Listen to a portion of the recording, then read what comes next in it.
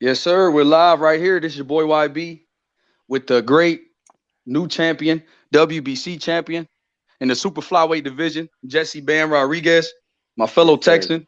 How's it going today, Bam Rodriguez? Everything's going good, man. Appreciate you having me. Man, appreciate you for being my first interview on my show. Um, and this is going to be memorable. Also, Bam, I got to send you a video later, man. I, I, I said that you would be on the pound for pound list, Uh-huh. eventually. And this is the thing. I've been hearing rumors that you and your brother are in the midst of headlining a main event in San Antonio. And what Yep. would that mean to fight in San Antonio again? When was the last time you fought at home? And what would it mean to you to bring that championship back in front of your home fans?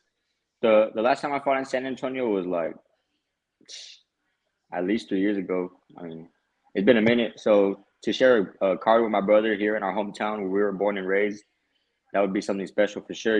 Just to be on the same card as my brother, that would be special. But for it to be here in San Antonio in front of our friends and family, that would be a dream come true.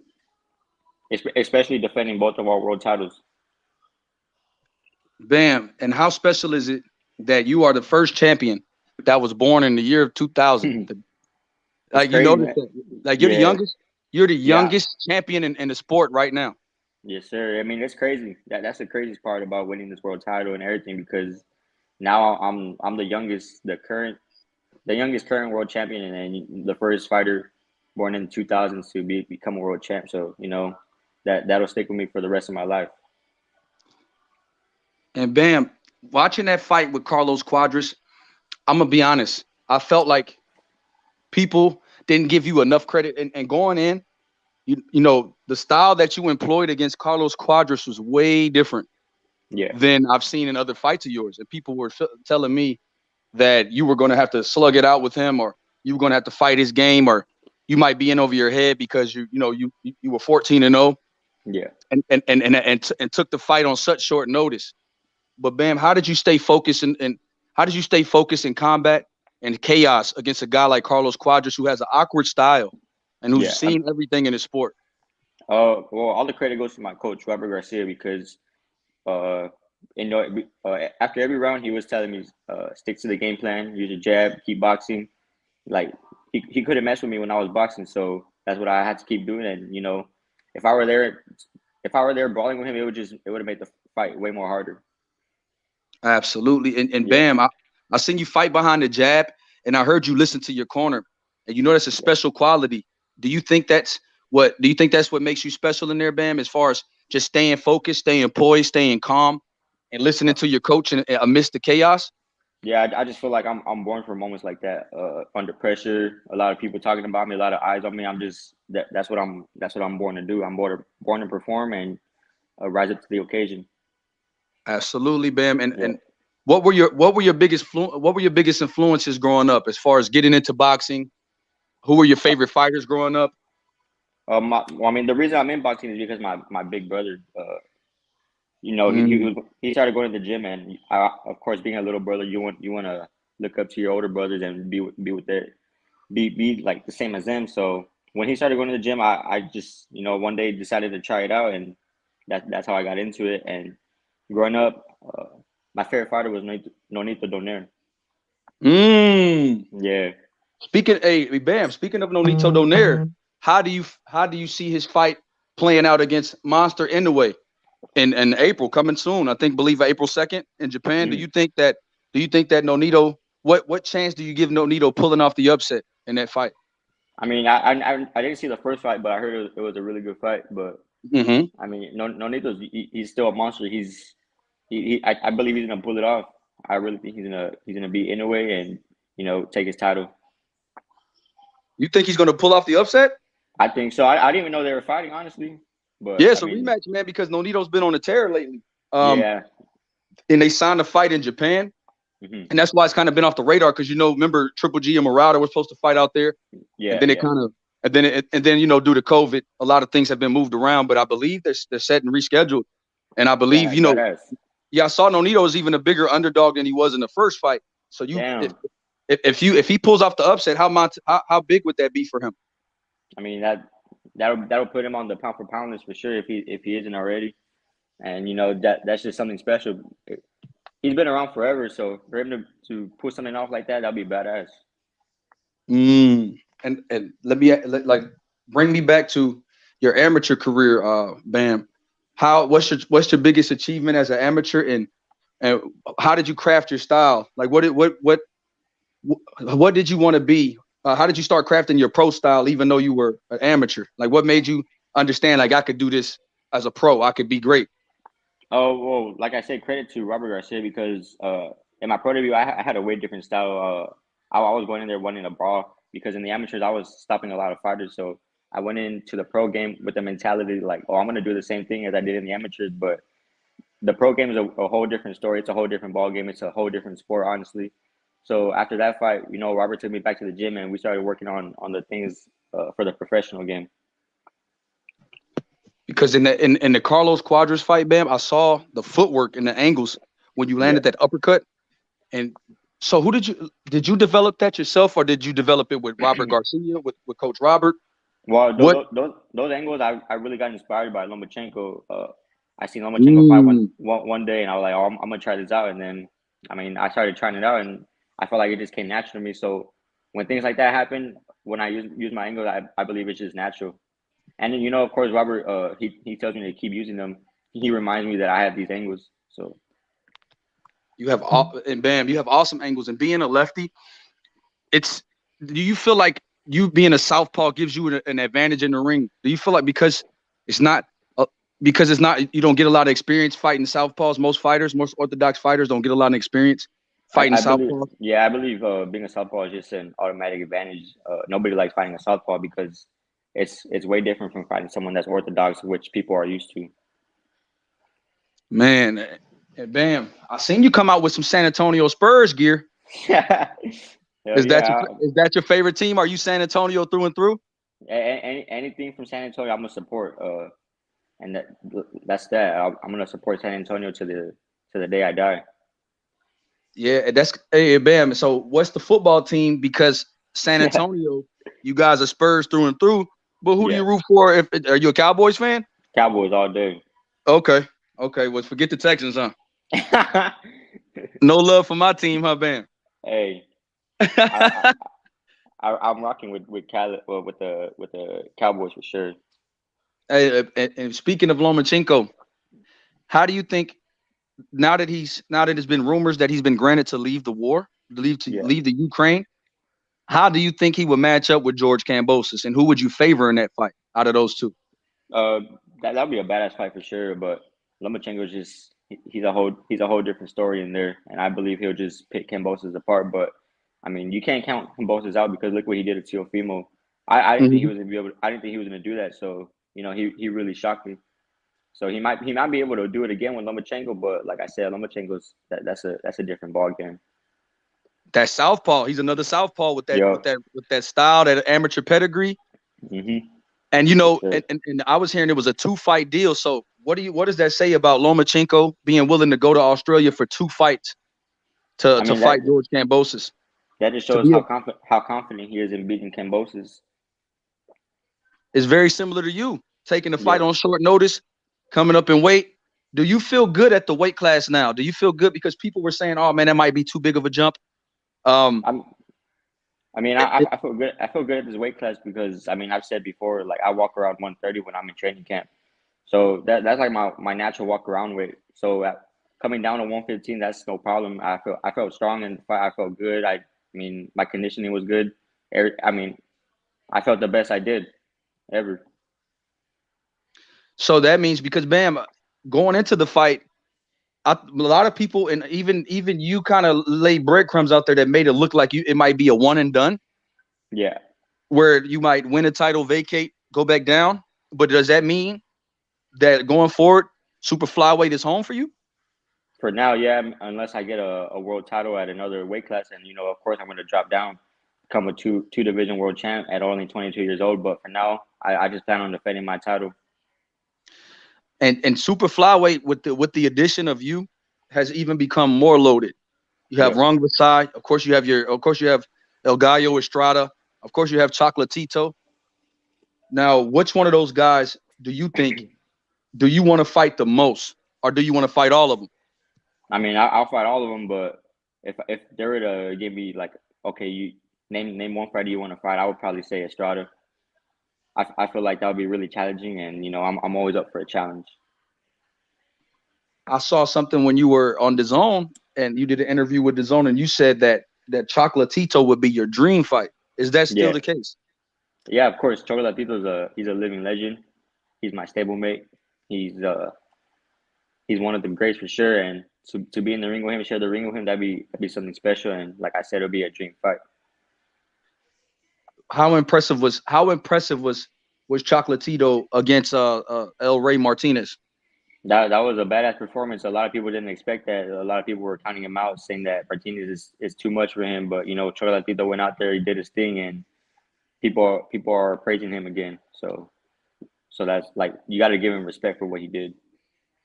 Now, what advice would you give a young guy like Ray Martinez for stepping up and trying and daring to be great and moving back down to his weight class? Do you think Ray Martinez is still a force to be reckoned with? Yeah, of course. He was in there with the Chocolatito. He wasn't in there with just any 115 pounder. He was in there with one of the best. So going back to 112, that's just gonna better him. That fight with Chocolatito is gonna make him a better fighter, and he's gonna keep defending his title for sure.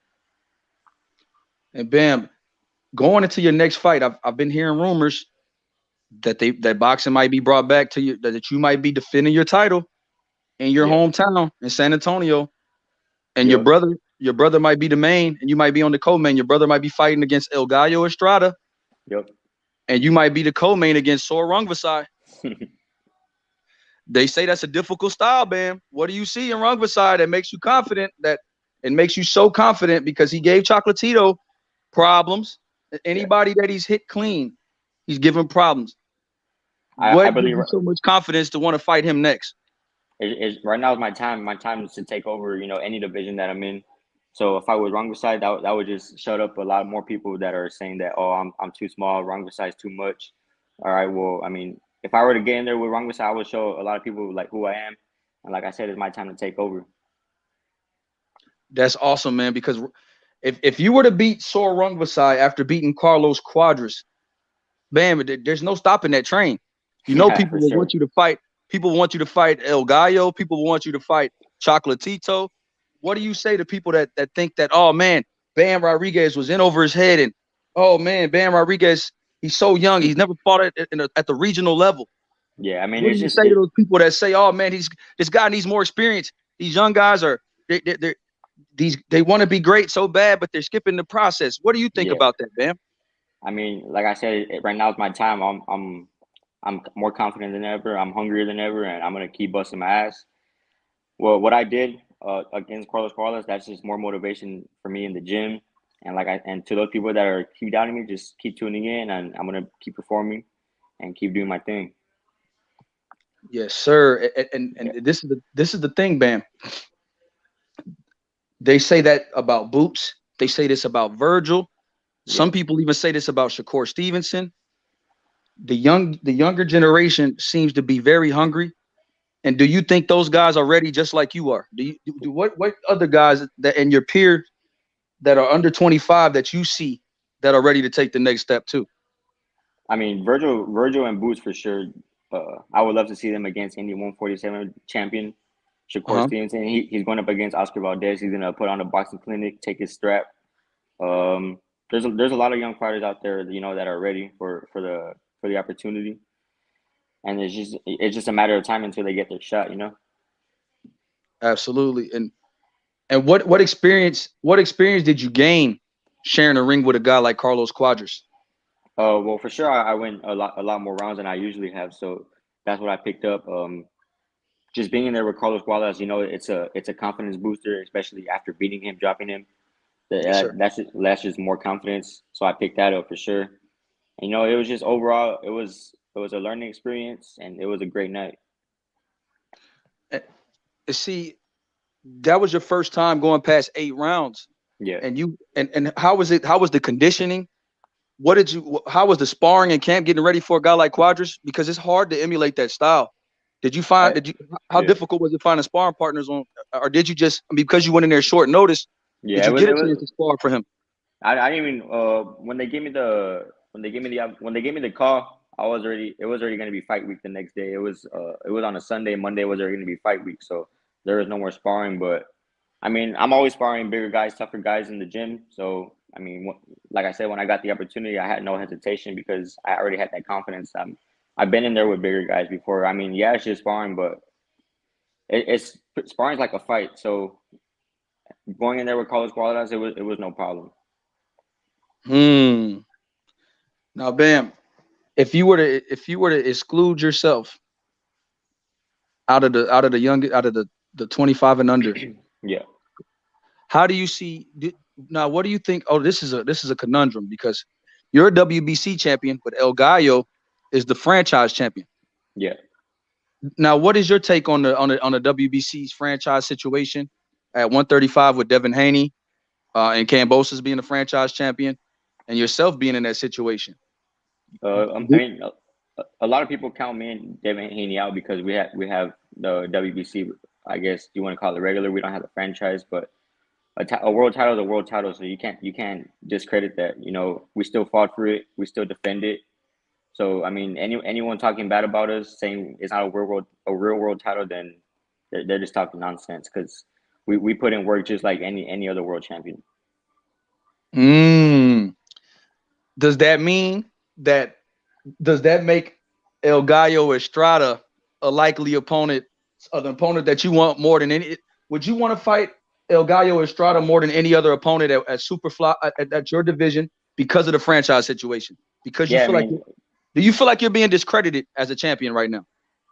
There's people that discredit me because Estrada has a franchise. So you know, a fight with Estrada to show everybody up, you know, that'll be something special for sure. And if you have, so do you feel like, and have you talked to Mauricio? Do you feel like you're going to get the opportunity to get a chance at El Gallo? Do you feel like you're going to get a chance to do that? To really clear up this situation? Because at 135, it's a lot of people that feel like there's that Kambosos is undisputed because of this new franchise belt. Do you respect the franchise belt, and do you believe that Kambosos is undisputed? Nah, Devin Haney, he's a world champion. He has a real WBC, and that's the same thing with me. I mean, the franchise is just I guess like a title, but me and Devin Haney are world champions. Absolutely, and that's what I want to hear. You earned it in the ring. Yep.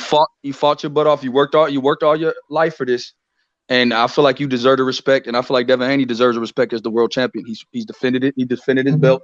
Yeah.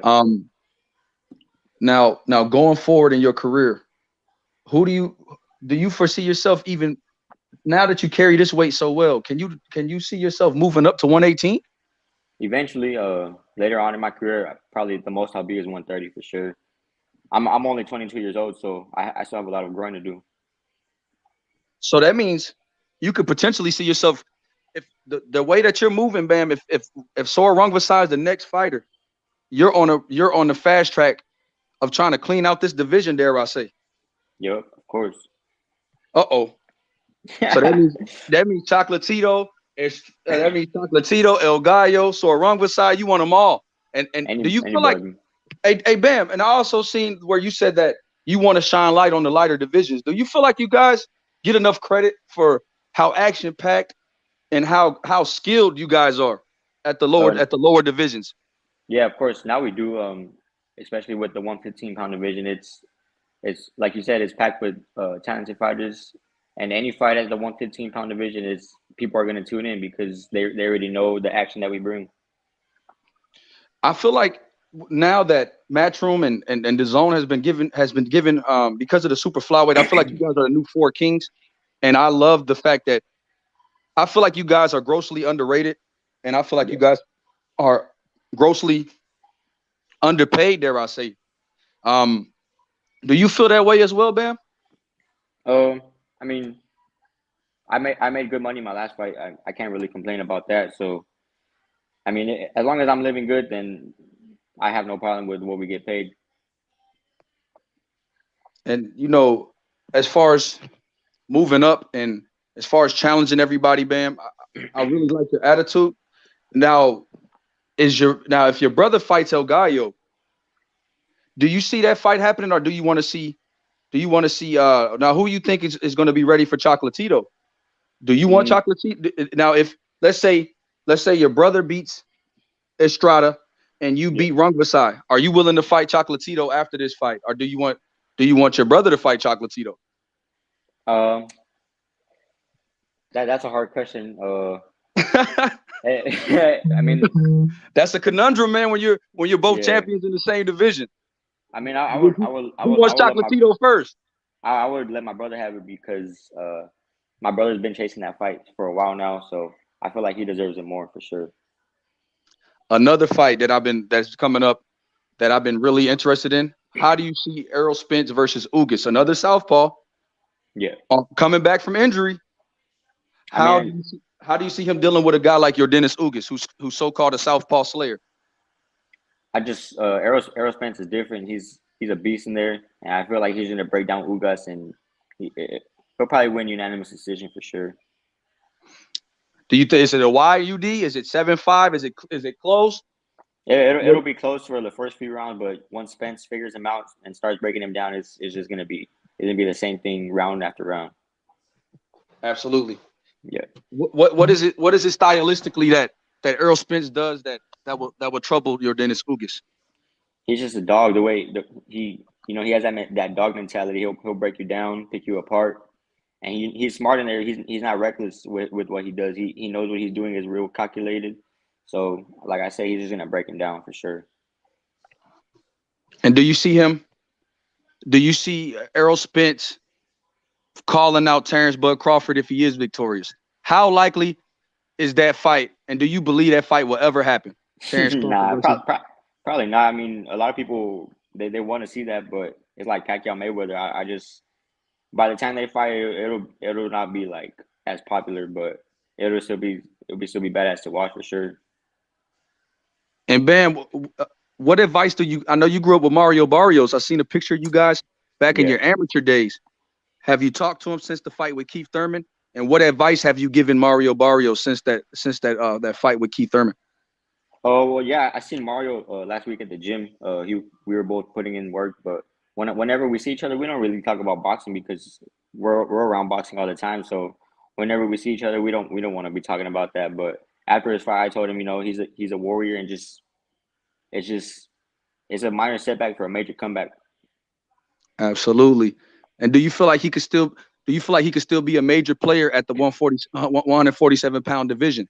Yeah, of course. He jumped up and went in there right away with Keith Thurman. So he'll go back down. Like he'll fight an easier fight for sure, and then keep working his way up. But he'll hold his own at 147, and I believe he's still gonna make some noise. Bam. What do you think about Shakur Stevenson versus Oscar Valdez? Can you break that style matchup down for me?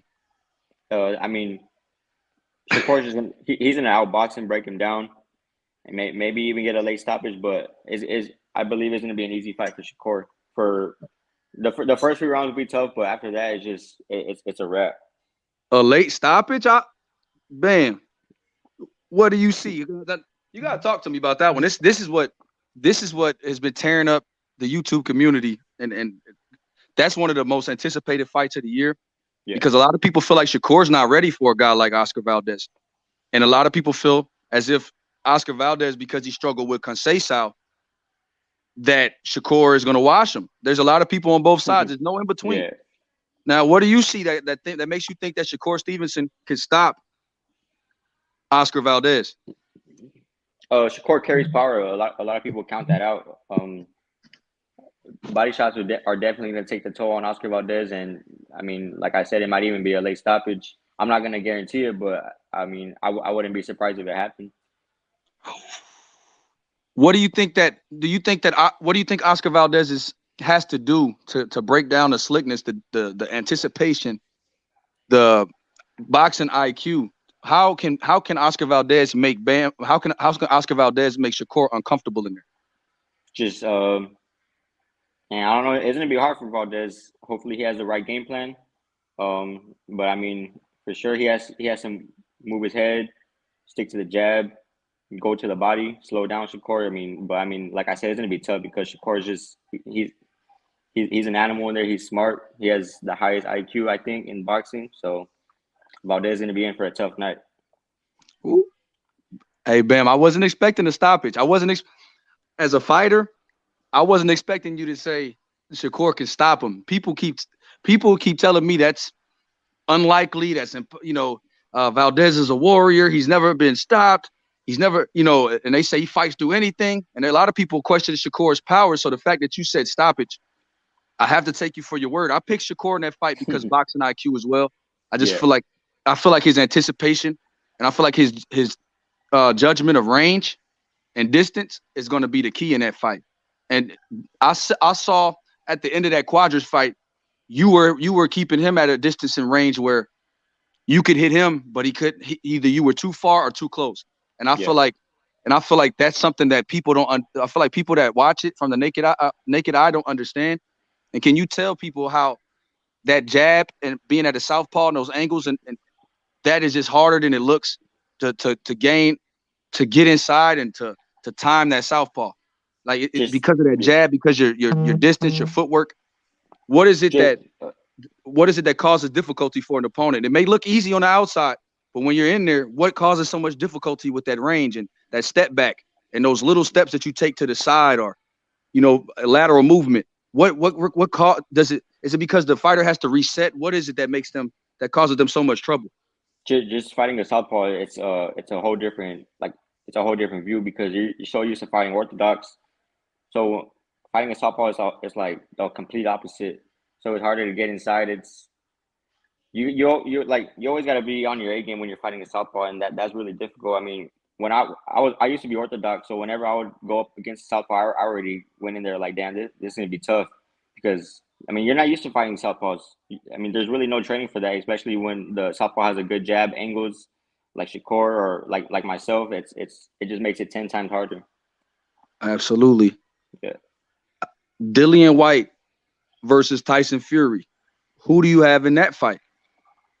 Tyson Fury for sure. Why? He's the best heavyweight right now. I mean, I haven't really seen Dillian White fight, but Tyson Fury he's smart. He's real light on his feet for a heavyweight, and he has a high IQ. Do you think his win over Wilder is getting overlooked because people say Wilder wasn't the most skilled, and do you think that people are underestimating Deontay Wilder and how hard of an opponent he was for anybody? Yeah, Fury's wins over Wilder, I believe they're overlooked because at the moment, Wilder was he was watching everybody. So whenever Fury went in there and did what he did, I just people don't credit him for what he did. Now, who do you have? Do you expect Ryan? April 9th, Ryan Garcia returns against Emmanuel Tago. Yeah. Um, do you have him do you have him winning that fight? And do you think it was good do you think a corner change is a good thing to do at this stage in his career? Do you think it was okay? Like, what is your opinion on Ryan Garcia going back to Joe Goosen? I mean, I'm not sure what was going on at Canelo gym, but he was doing good with Canelo's trainer, Yes, Eddie Reynoso. I mean, Joe Goose is not a bad trainer. He's a really good trainer. He created a world champion himself. So I mean, if anything, it's just gonna better Ryan. absolutely. Do you predict him to beat Emmanuel Tago? Yeah, of course. Comeback fight. I've never seen Tago fight, but Ryan I'm pretty sure he's coming back way hungrier, and he's gonna show everybody why he's a top dog. Absolutely. We got Canelo versus Bivol, May 7th. Yeah. Who do you have out of Canelo and Bivol in that fight? Stylistically, do you give Bivol a chance to pull off the upset? Nah. Canelo's he's pound for pound right now, number one, and I don't see anybody beating him. Mm. You don't see anybody beating him? Nobody. I What mean, about David Benavidez will give him the toughest fight for sure. That'll be. that'd be a war. Stylistically, it'll be something special to watch. But I know he's a goat right now. A GOAT. Yep, for sure. Wow. What about if he was to fight? So do you like the package of the zone package where you have Bivol and Triple G, or would you have preferred to see Charlo and Benavidez? Yeah, I mean that would have been what I would have wanted to see. Charlo and Benavidez. Charlo, he's a dog too out of Houston, so that would have been badass to see. Charlo's a dog too, so that and Benavidez, those would have been two good fights for sure. So man, let me get this straight. You're saying that that you rather have seen Charlo and Benavidez over Bivol and Triple G again? Yeah, I mean I've never really seen Bivol fight, so I mean I'm not sure what he's gonna bring to the table, but I've seen Charlo and Benavidez, and those would have been two exciting fights. Yeah. And you believe Benavidez is a tougher matchup than even, let's say, Arthur Beterbiev, the 175-pound unified champion? Do you believe that Beterbiev poses any threat to Canelo? Yeah, I mean, I've seen that dude fight. He's a dog too. He's a beast. He has power. Isn't he a southpaw too? No. He's not a No, he's southpaw. not. Oh well. No. He fought a southpaw in his last fight. Yeah, you're right. You're right. Yeah, you're right. And I think that is why he started a little slower than normal. People don't understand, man, that Marcus Brown is a decent fighter, and he's a really good fighter. Had a good amateur pedigree, and he was a pretty slick southpaw. And I think Beterbiev took a little while breaking him down, but he's up June 18th against Joe Smith Jr. Oh, okay, yeah, that's right. Do you see him winning that fight? Who do you favor out of him and Joe Smith? Joe Smith. I mean, you can't count him out. He carries power himself. So I mean, that's gonna be a badass fight, and I'm gonna be tuning into that for sure. Okay, and if Canelo beats Bivol, he'll be a champion at 175 again. Yeah. Do you think, how legendary would it be, and do you think that Canelo will want to be undisputed in two divisions? Do you think that he will want to fight the winner after the winner of Joe Smith and Beterbiev? How big would that be? Because you say he's already a GOAT, but would he be, if he was to win and become a undisputed champion in two different divisions at 168 and 175? Is he the greatest fighter that you've seen? You said he's already GOATed. Yeah. I mean, Canelo's never satisfied. He's always chasing greatness. He's always chasing those other titles. So for him to pull that off, that would for sure just, he'll be up there with the greats. I mean, he already is, but that'll just solidify it for sure. So Ben, why do you think people are so hard on Canelo's opponent choices? Do you feel like people don't give him enough credit for all the champions and all the work he's put in over the years? Do you feel like Canelo's kind of getting overlooked? I mean, his resume is overlooked in some ways because people are criticizing Bivol. He's an undefeated champion. Yeah. Triple G on paper only lost to Canelo Alvarez. So do you feel like Canelo's being kind of disrespected in a way because when people call him a cherry pick or say certain things about Canelo, do you believe the narratives, or do you believe that Canelo, it's difficult to beat undefeated champions and that Canelo is putting in the work like you said? I believe a lot of people discredit Canelo for what he does and what he's done. But I mean, when you're a great like that, of course, people are always going to look at Mayweather. He was fighting greats, and people were always talking about him. So, I mean, it just comes with the territory. And what's your take on Edgar Berlanga this past weekend? Did you watch this? No, I missed the fight. I didn't get to see it. Ooh, Edgar Berlanga, he went the distance with Steve Rolls. Yeah. And a lot of people are saying that he has a lot of work to do. What was your take on Berlanga? Did you see his last performance against Caceres? No, I missed that one too. Okay. Now, did you see the Blair Cobbs fight? Oh, no, I missed that one too. No, because the reason why I'm pretty sure you've heard about all the things that he was saying about certain fighters and to go out there against Alexis Rocha and he got stopped. You know, and guys like Errol Spence and Bud Crawford responded. What do you think about Blair Cobbs? What do you think about the in this era clout chasing guys and calling out Boots Ennis and saying Errol Spence is a coward, and then you get in there on the biggest stage now that Virgil Ortiz had his situation. Yeah. And you go, like, how can he rebound from this? Do you think Blair Cobbs, and did you know of Blair Cobbs before this? Yeah, I know who Blair Cobbs is. I've seen his past fights, but I mean, maybe he was just clout chasing, and Alexis Rocha shut that up. And I mean, Blair Cobbs, he just has to bounce back, and he has to prove his words. Absolutely. Now another great matchup, Tank versus Rolly. Who do you have in that fight? I mean, another Tank. Southpaw. Yeah, I got Tank for sure is gonna win that fight. I mean, Rolly is just. I don't think he's ready for a guy like Gervonta. Why is that? Do you think? Do you think Rolly is at the upper echelon in that division? Do you think that Rolly would give, let's say, a Esau Cruz, Jojo Diaz? How do you think Rolly would fare against those guys? I mean, Rolly's for sure. He deserves his respect. He deserves to be in the division up there with those names. But going in there with Gervonta is just he's a dog. But I believe Rolly will be able to give any other fighter in that division a really good fight. Okay.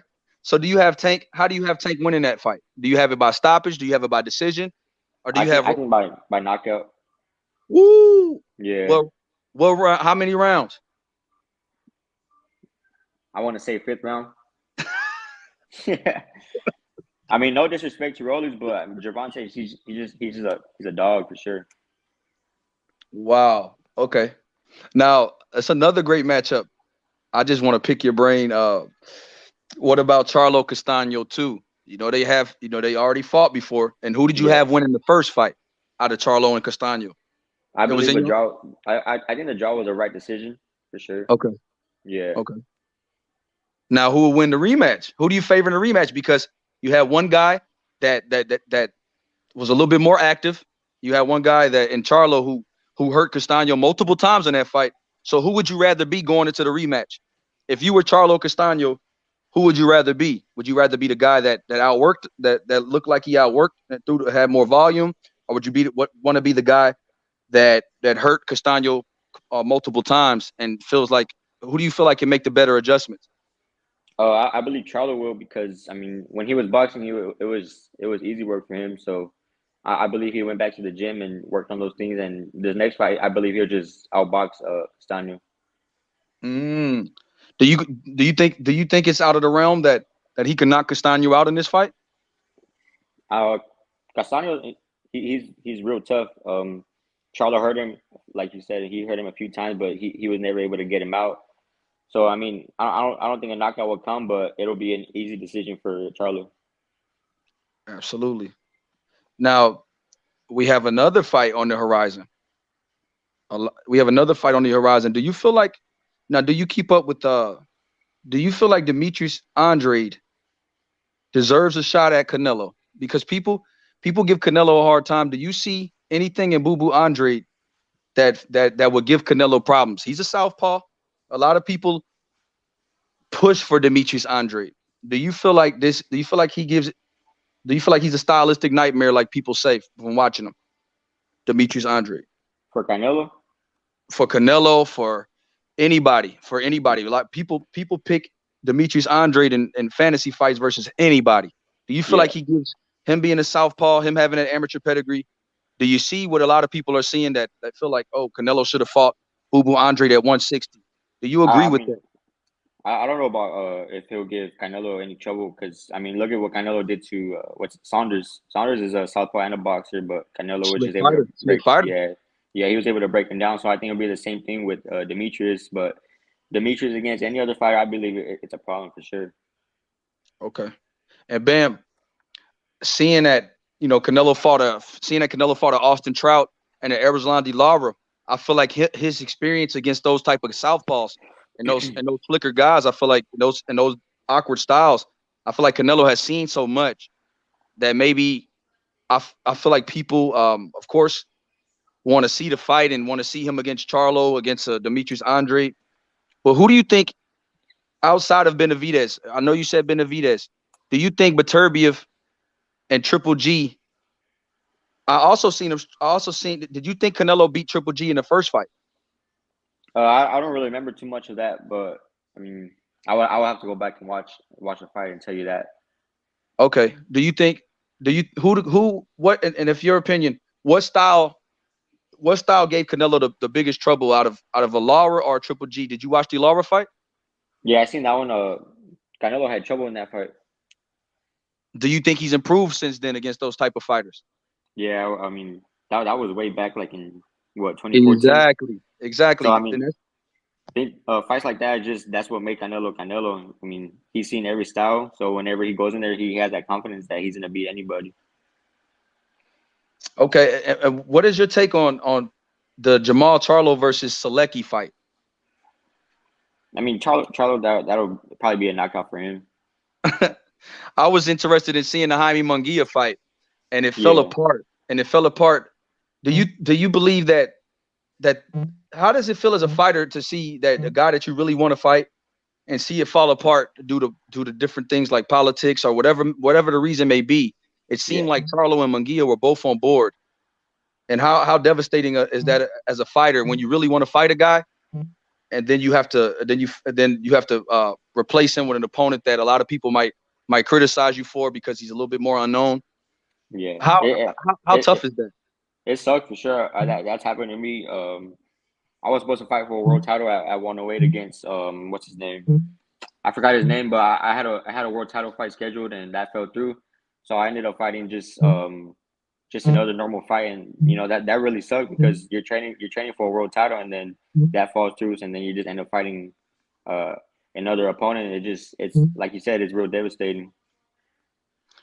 And how hard is it to and when you fight guys that you feel that the fans don't give you as the fans don't know as much and they think it's an easy fight, is it difficult at times to stay motivated? If you're like, just look at it from in Charlo's perspective against Montiel, and now going into a Selecki fight and only fighting, this will be his first fight in a year. By the time he gets in the ring, his last fight was, the last June, and he's fighting again in June. Is it hard to stay motivated when you had your eye on Canelo and you had your eye on Jaime Munguia to go back to a Selecki?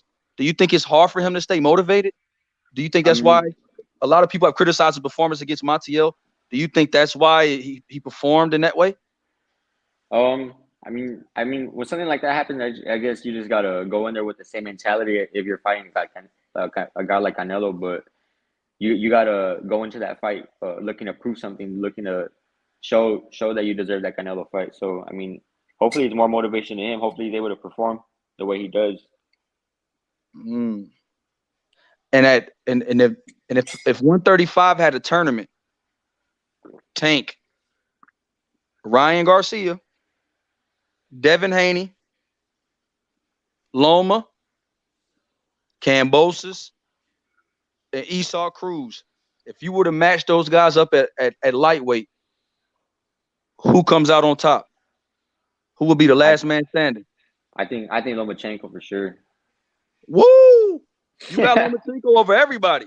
I think so. You think he could deal with a guy like Tank Davis? I mean, that's a fight right there where I'm not too confident on. But I mean, who has Tank fought that's like Lomachenko? I don't think he's seen anybody like Lomachenko. But I mean, it's the same thing with Lomachenko. Who has he fought that's been like Gervonta?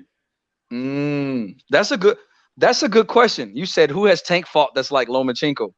Yeah. Do you think Tank would deal? How do you think Tank would deal with a guy like Devin Haney? I mean, that'd be tough too. Devin Haney, he has a high IQ and he's a real smart boxer. So I mean, that might give Gervonta issues. How do you think? See, now more of a realistic matchup. How would Tank and Ryan go? Because if Ryan beats Tago, that could be a real potential matchup later in the fall. Who do you Yeah, see winning that fight out of Ryan Garcia and Tank? that'd be a good ass fight. I mean, they both carry power. They're both explosive. So I believe like whoever lands first for sure is gonna be the winner. Mm. I don't think that fight goes a distance. There's no way. Who would you favor? I would favor probably Gervonta.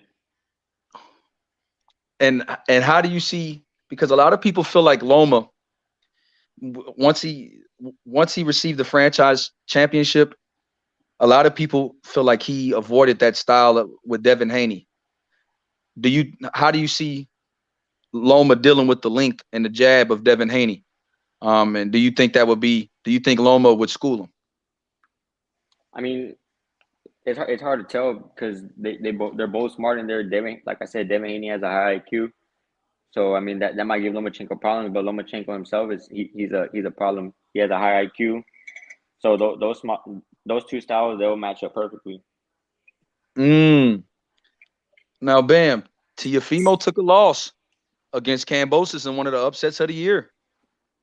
How Yeah. likely is it that Teofimo can bounce back at a higher weight class and 140 pounds? Do you think Teofimo can bounce back and never be the same?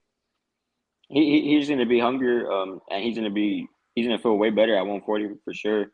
Um, he's gonna use that loss as motivation, come back, and he's gonna prove people why he was up there with the big names. Do you think the world of boxing is a little too harsh on guys that take losses? And do you think the perception of losing in the sport of boxing is a reason why we don't get some of the big fights that we want? Yeah, a lot of fighters don't want to lose their O, but I mean, if you look back at all the greats, they have losses too. So I mean, a loss isn't a problem, but nowadays people want to focus on that one loss and discredit fighters and forget about them. So that's why fighters are so scared to take these big fights because they don't want to be forgotten. Absolutely. And do you think do you so what about you? When you look at your O, is it something that you is it something that you covet, or is it you just love the sport, you just love fighting and you want to mix it up with everybody and it doesn't matter? Yeah, I'm not scared to lose my O. I mean, I know I'm never gonna lose it, but but I mean, like, I'm not gonna dodge any fighter because I'm scared to lose I mean, I'm here to entertain. I'm here to be remembered. So those fights are what's gonna, you know, put me up there with the great names. Bam, you keep performing like you did against Carlos Quadras, and you Yeah, do that against a guy like Sor Rungvisai, yeah, you're already you'll be already kicking down the door for pound. If yeah, for start sure. knocking on that pound for pound list real quick, because Yep. you have all the skills in the world. Now, Bam, who's your top 5 pound for pound if you had to pick? Besides, I already know Canelo's number one. Yeah, Canelo's number one for sure. And Uh huh. then Crawford, he's up there. Mm, Shit, who else? Uh, I would put Inoue up there. Mm, who else? In a way, Yeah, I mean, yeah, I'll put Inoue up there. Canelo, Crawford, okay. Inoue. Mm, I don't know. It's tough. There's a lot of great fighters, so it's hard to just name five. Okay, so that's your top 3. Do you think? Yeah. Usyk beating Oh yeah. Anthony Joshua? Yeah. Do you think Usyk being undisputed at cruiserweight and going up to heavyweight and beating Anthony Joshua? Do you think he belongs on the pound for pound list? Yeah. Usyk or Fury, they're up there for sure. And what were and do you think Loma, like let's say Loma, because a lot of people say because he has 2 losses, and he lost to Teofimo and he lost to Orlando Salido, a lot of people are telling me he's not pound for pound anymore. Do you think Pro- if he do you think him I mean, beating a Cambosis will put him back on the pound for pound list? yeah, easy. I mean, anybody who says he's not pound for pound after a win over Cambosa is just they're hating at that point. Do you think his wins over Nakatani and Kome make him deserving of the Cambosa shot? Of course, Nakatani and Comey, they're real tough fights, and he just made them look easy. Mm, bam. You against Sor Rungvisai. If that fight really materializes, Is it safe to say I don't see that fight going a distance? Yeah. Nah, I don't think it will.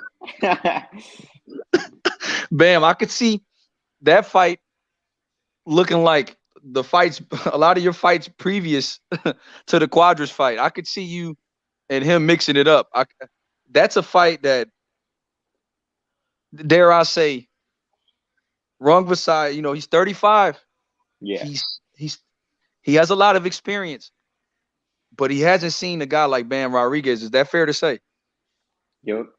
Yeah, I mean, he really hasn't seen anybody like me. A southpaw, angles, power. So I mean, two southpaws. That's exciting as it gets. Now, Bam, did you catch the Josh Taylor Jack Catterall No, fallout? I missed that You fight. missed that one too, Bam. Yeah. Let me find out, Bam. You don't watch boxing sometimes, man.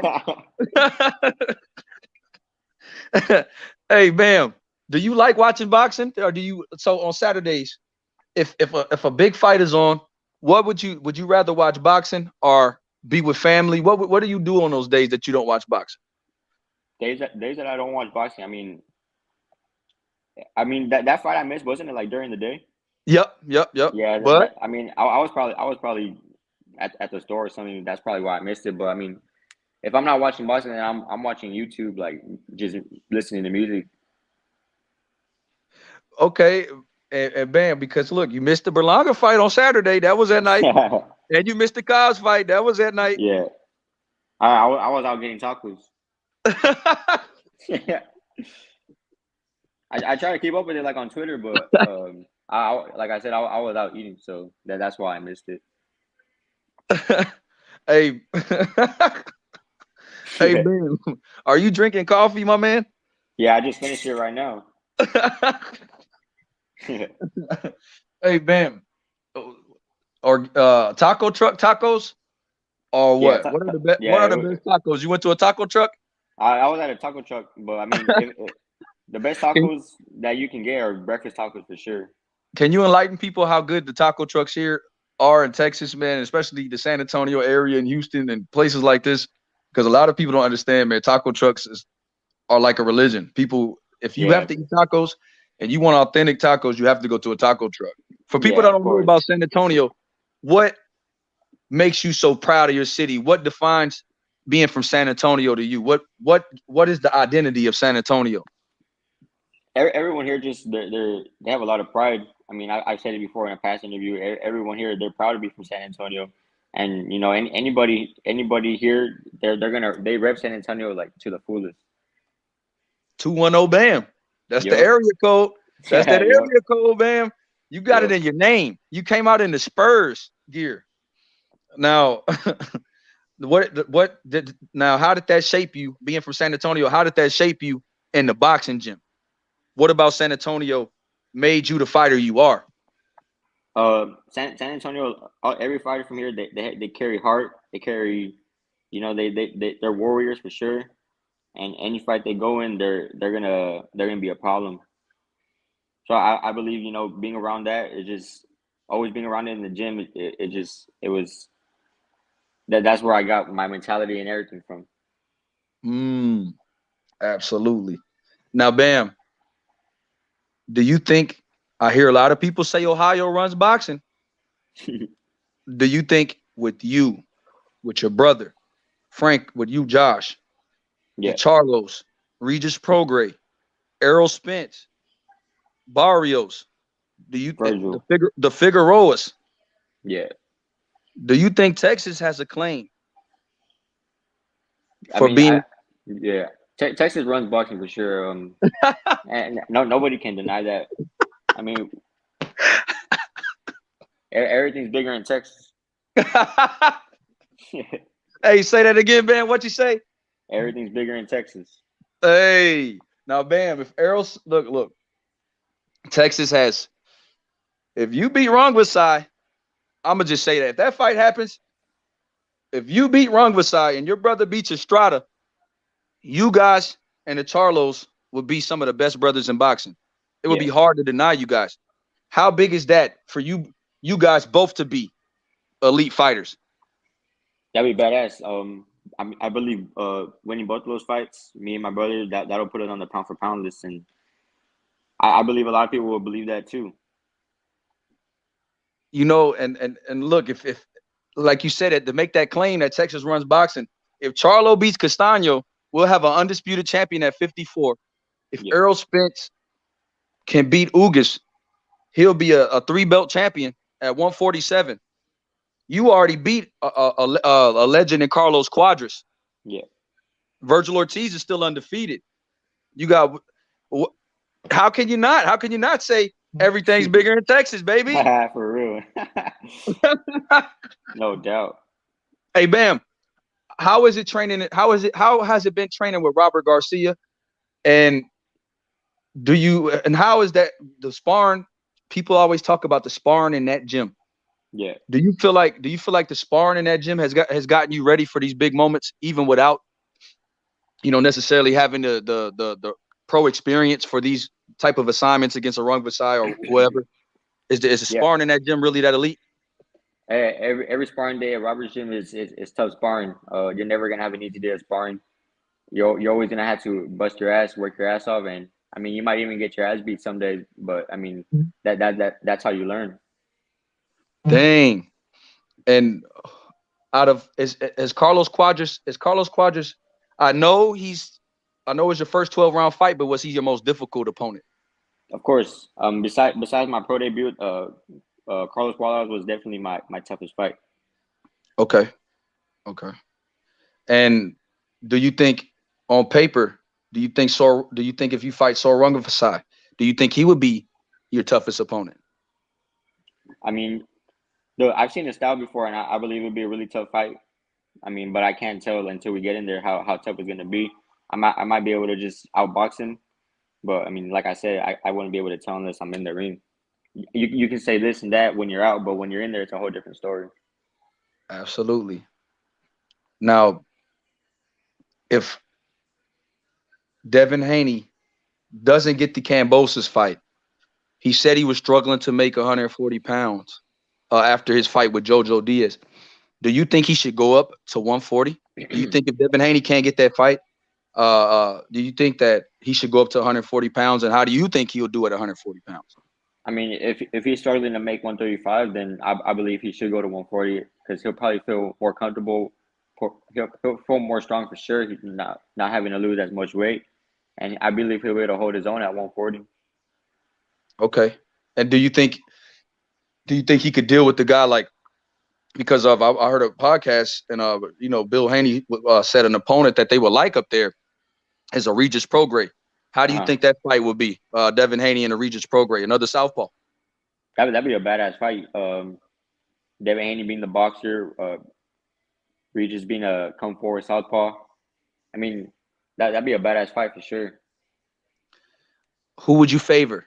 Who would you favor in that fight? I would say Devin Haney just because his IQ. Woo. But I mean, Prograis he's strong and he hits hard, so that's an interesting fight right there. Yeah, I mean, ooh, that's tough.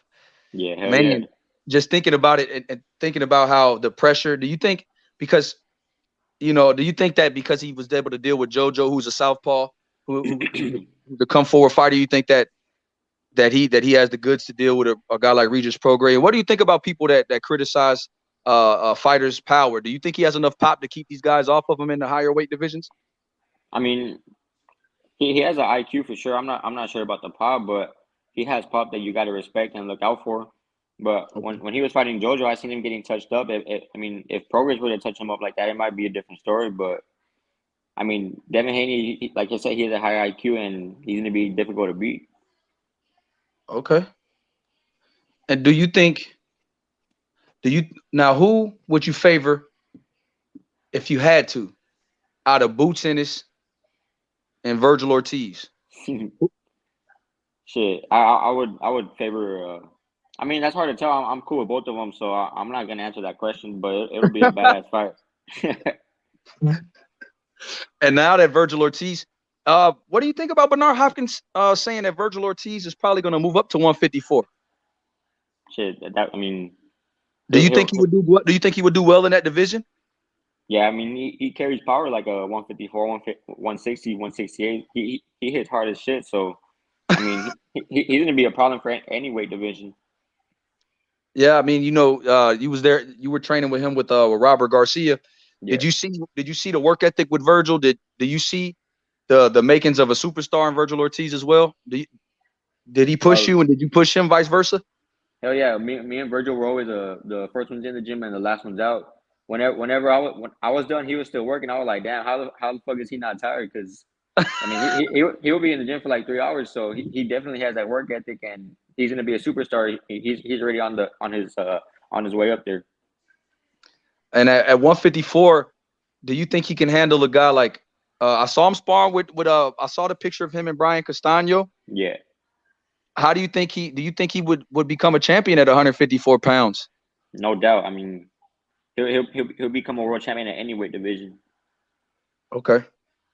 Now, if Bud Crawford and Errol Spence don't happen, and if Errol Spence does beat Ugas, let's say Errol Spence was to go up to 54, could you see Virgil Ortiz and Errol Spence in Dallas doing big numbers in Cowboy Stadium at 154 pounds? Shit, they might even sell it out. Both coming from Dallas, both big names. So, I mean, I believe they would sell it out. Okay, and thank you, man, for spending so much time with me today, man. We already been an hour in. Man, you debuted an awesome interview. I also have a video on you, man.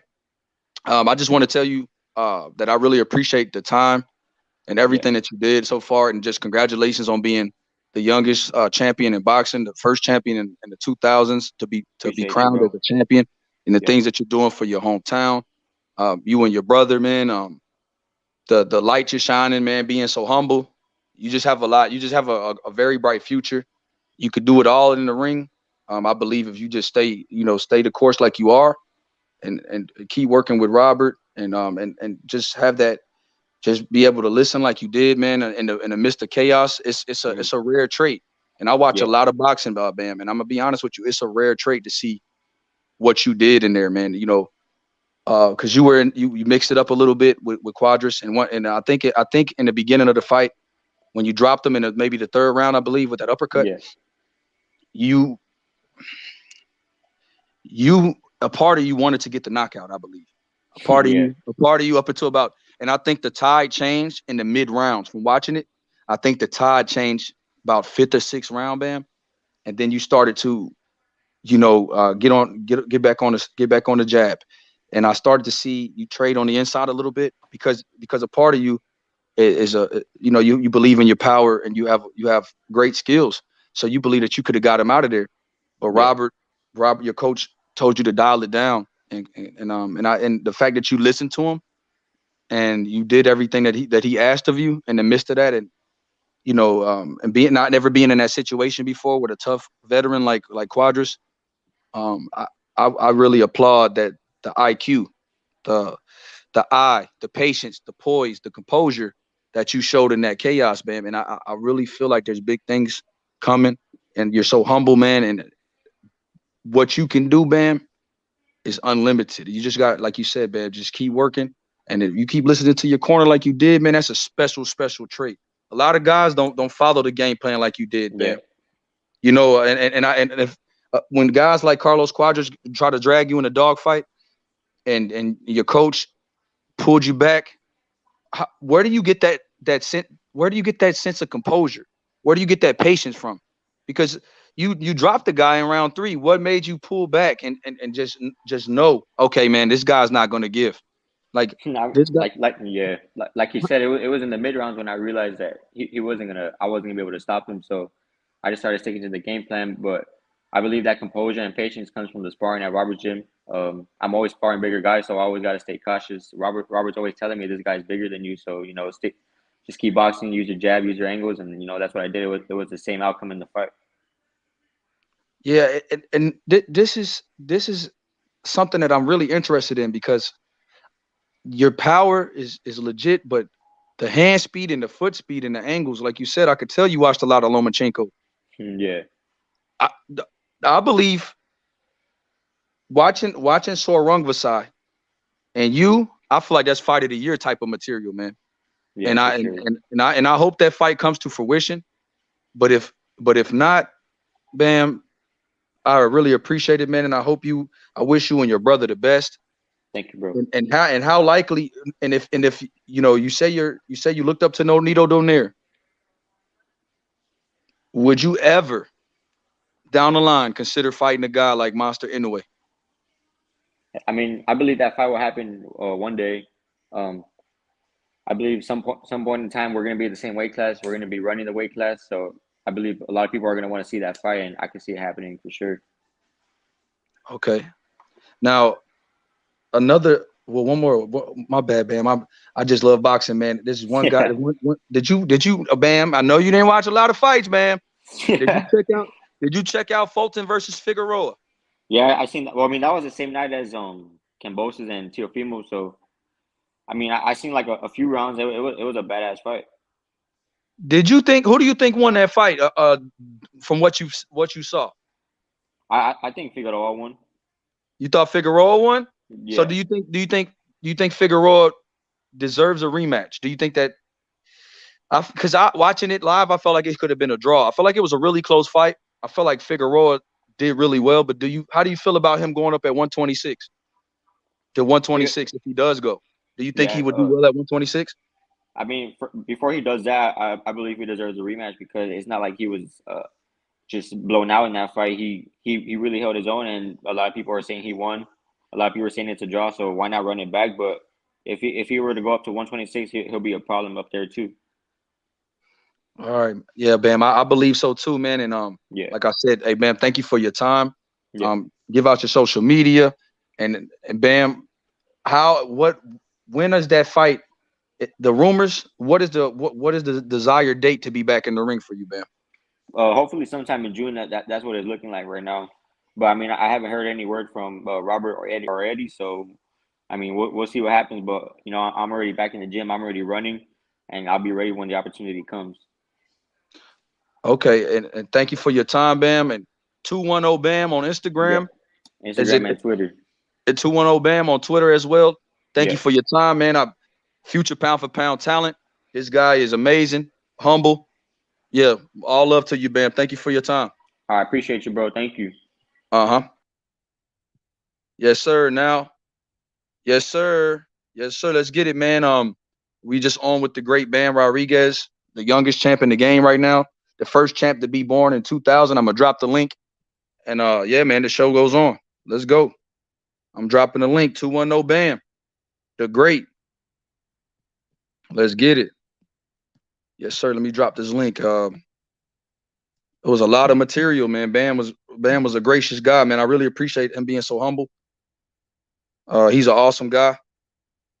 Yeah, I'm staying live, man. I'll drop the link, man. Come on, Rodney. Yeah, man. Talk to me. Talk to me. What did you guys think about my boy Bam? He's a hell of a fighter. It seems to be a hell of a young man as well. Seems to be a hell of a young man. Very humble. Didn't let the wind get to his head. He's still hungry. So yeah, man, that's what I love to see.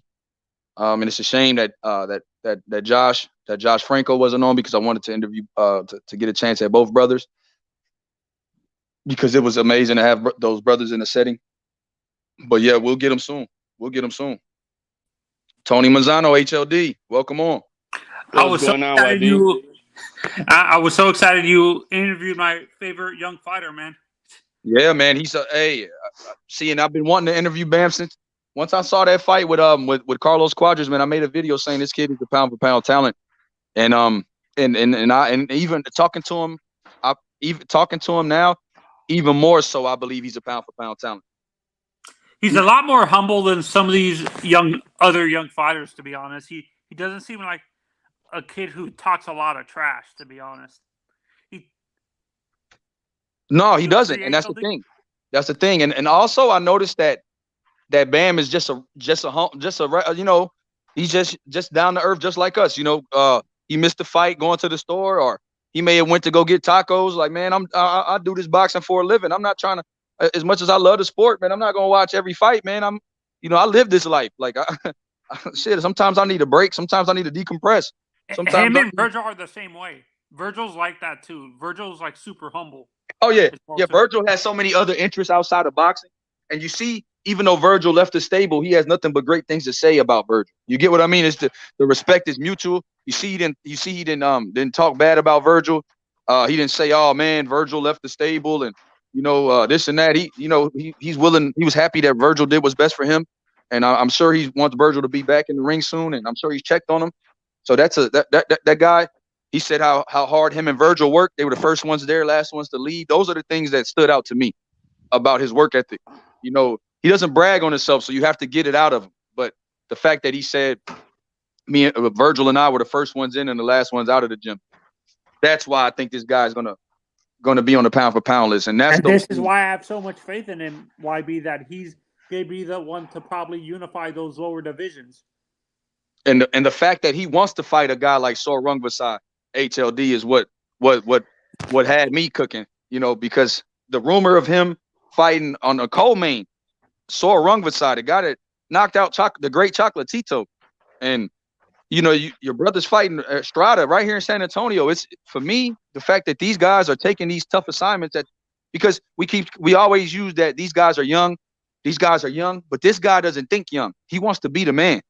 And that's what I like about him. He wants to be the man. He's working on his craft, and it's just amazing.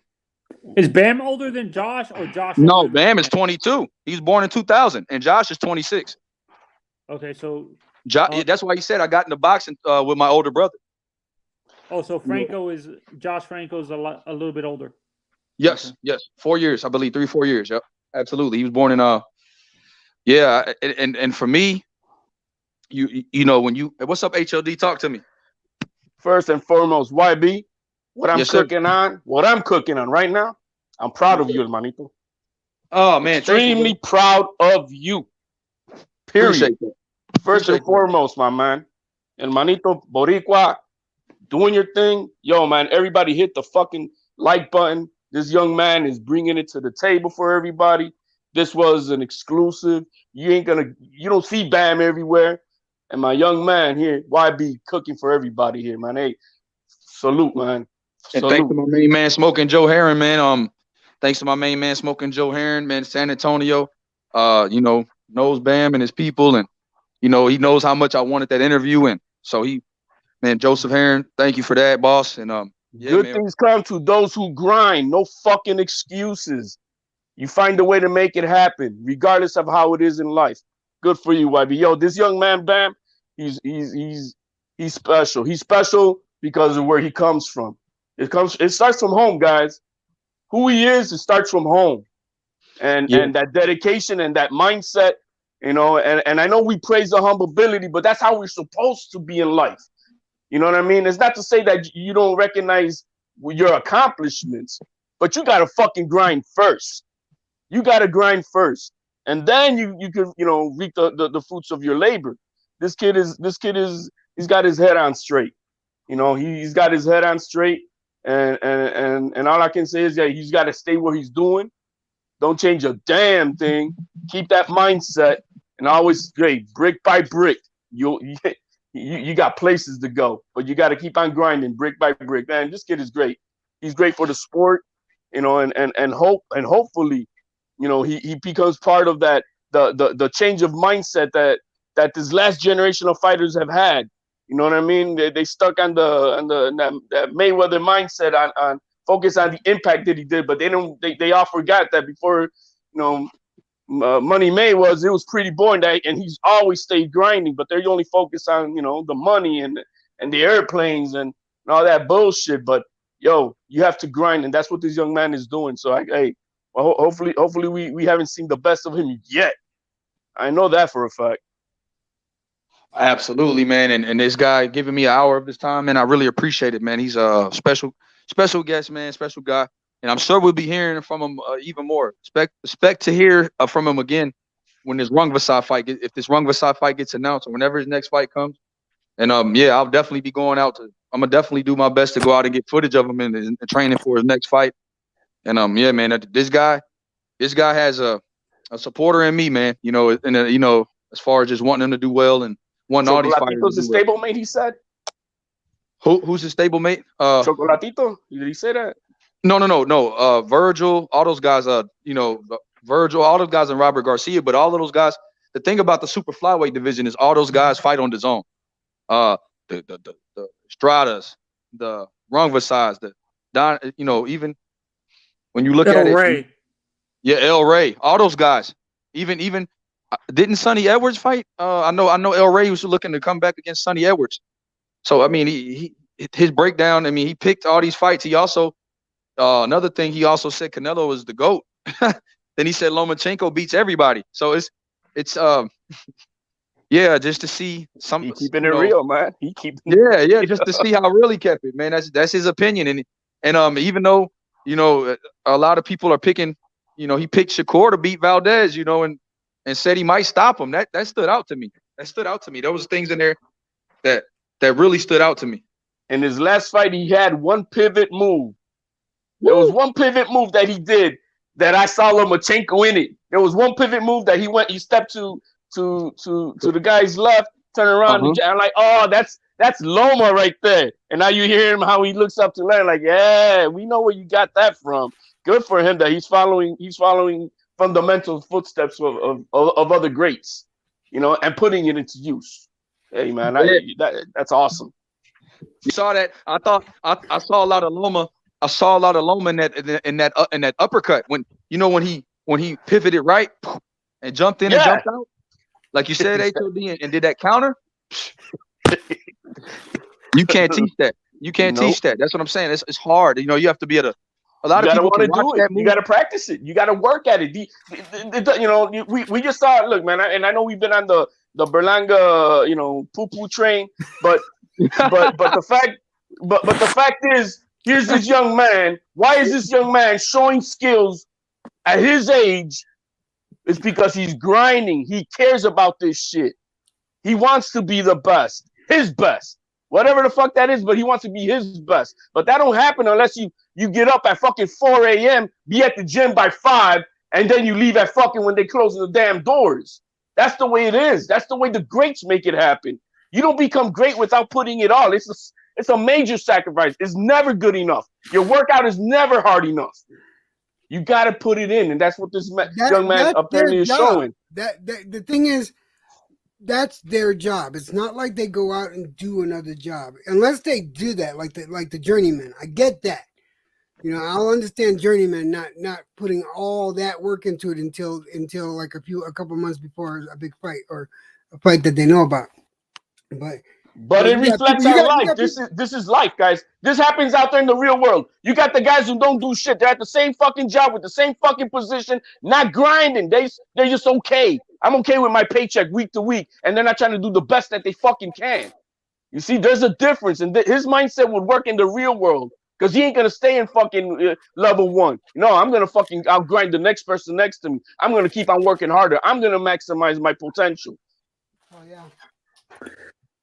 Yeah, and HLD, the fight I saw the fight you were talking about. I searched highlights of Bam before I knew that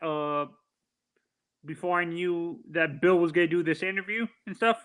I know it was a surprise, but I saw the Lomachenko thing where you say that foot he stepped out of the way, then hit someone with an uppercut. But I saw a little bit of Donaire in him too. Nonito. Yeah, I mean. That he said that's one of his favorite fighters is Nonito. He looked up to him. Yeah, that's what he said. Hey, Tony, he said that's one of his biggest influences was Nonito. Okay, guys, we need 9 more subs to hit 500 for young Bill. 9 more subs. Come on, guys. We gotta hit. Hey, Bill, do you think you can do an interview with Virgil next? Man, we're gonna try. I'm gonna try to do my best, man. He's out there with Manny Robles. I'm sure when he's back in Texas, man, we're gonna have to set it up, man. I really want to interview him. I believe he'll be there at the EJ and Ugas fight, so I'll try to get him. You made it comfortable for him, Y.B. You did an excellent job. You made it comfortable. It was easy flow, and it will catch fire. This others will see, and they're like, yo, man, I'll talk to this young buck, man. He's cool, and that was important. You know what I mean? you kept it flowing. You made it comfortable.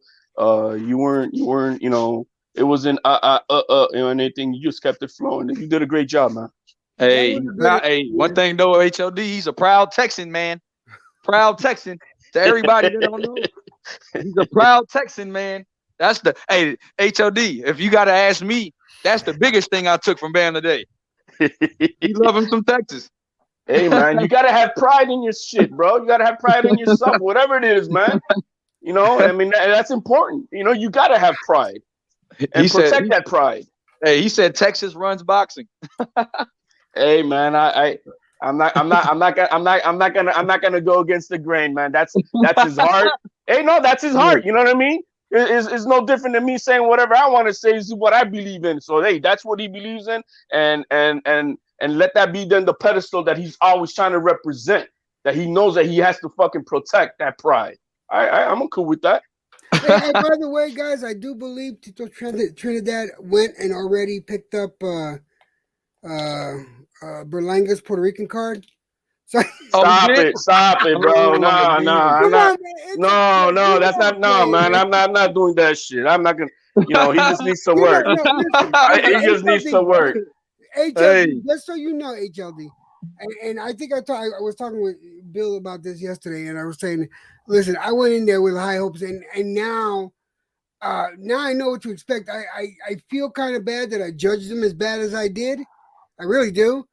But now I know what the expectations are, you know, and I really do believe don't coddle. You can't coddle these guys, especially if you got 20 wins under your belt. You can't. Look, man, the difference between Bam and Berlanga is that one guy looks in the mirror and he says, "What the fuck am I gonna do today to make myself better?" I don't gotta be told. I don't gotta be told. It's not about a trainer. It's not about my dad. No, there's a point in life you have to. What am I gonna do? And that's the difference between this young man that we just saw today and Berlanga. It is. But listen, HLD, because this is twice you take me too serious.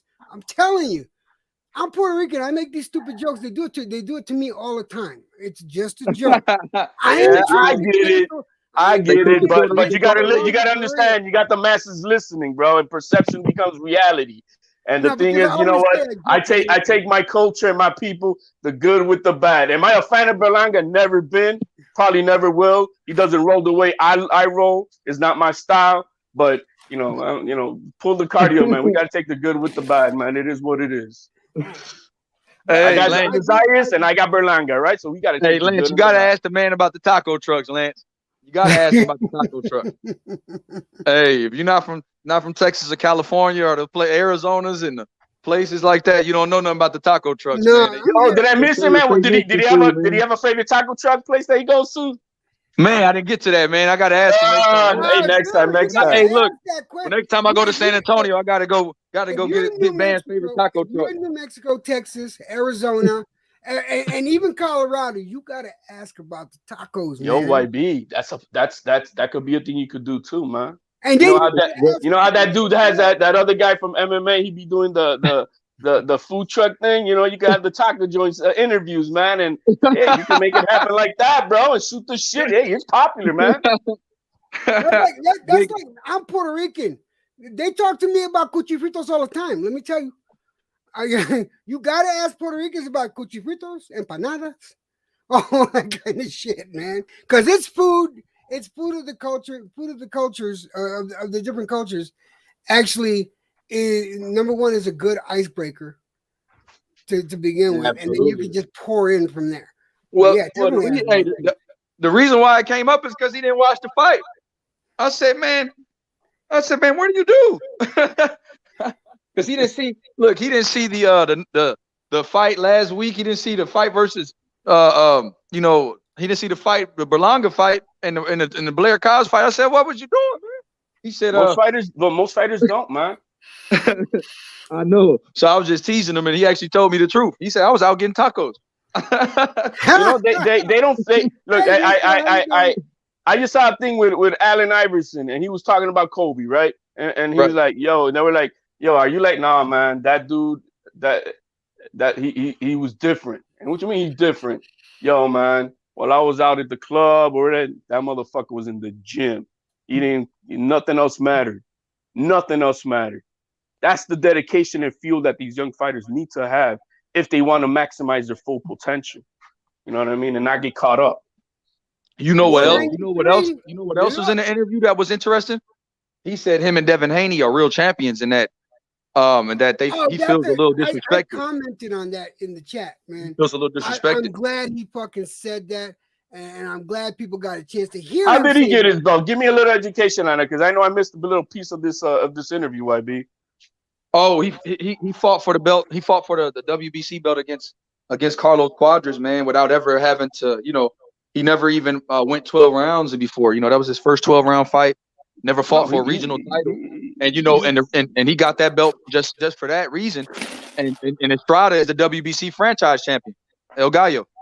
Yeah, so he earned his belt in the fucking ring. Yeah, he did. Ooh, he did. That's different. He fought for his belt in the ring. Yeah, he fought Quadras. He didn't fight no rank 58 person. Now, again, I do believe Haney's belt is real. I don't like the way Haney got his belt, but that belt is legit, and he's defended it for fucking time. Then so is Tanks, who earned his in the ring. That's all I gotta say. There's a belt that he fought for somebody in the ring. So which one is real? The one that's handed or the one that's earned in the ring? I respect Tanks. He earned it in the ring. Yeah, what belt is it that he got? He has the WBA, I think it is, or WBO, one of the two. Hey, anyway. JB says stop hating on Devin. Shout out to Devin Haney. No, I just like that he said him and Devin are real champions, and he also picked Devin to beat Regis Prograis. That was big. That was big to me too. That was big. I don't know if Prograis. Yo, man, Bill Haney must have been hanging in Texas for a lot of, that's what's up, bro. Bill been hanging in Texas, bro. I know what's up. Look, that's all good. I like the way Prograis fought. My boy Bam rocks with and he rocks with EJ over Ugas. He thinks EJ's gonna fold him up. He basically said it's gonna be a pretty wide UD. He said it's gonna be a pretty wide UD. He said nobody's beating Tyson Fury. Yeah, he said a lot of stuff, man. He kept it real, whether it's against the floor or not. It's his truth, and you respect that, and that's what it is, man. That's all good. He could be wrong, but it's all good. Yeah. and he also said, man, he said Canelo's gonna beat Bivol, but he'd rather have seen Charlo and Benavidez than Triple G and Bivol. That shocked me too, because he's with his own, Well, I mean, because of the fanfare of it, you know what I mean? Yeah, it's a little bit more exciting because of they're more fan favorites here in the States. So I can see that. I can understand that. Yeah. So what do you say? What do you say was his next move, YB? Sor Rungvisai. Okay. Yeah, right here in San Antonio. Oh, it's gonna be. You know what? He said he hasn't fought in San Antonio for 3 years, so he's ready to fight back home. I can get down to San Antonio in a few hours, man. You got to come to this fight because look, it's a double header, man. It's going to be awesome. The super flyweight division. His brother is going to be fighting the franchise champion in El Gallo Estrada. That's why I asked him. I said, "Who? If you and your brother both win your next fights, who wants Chocolatito?" He said, "I'll probably let my brother have it because I looked up to him. He's one of the reasons I got into boxing." Because they're both fighters in the same division, just like when Charlos were both at 154. Do we see a head-on collision eventually down the line?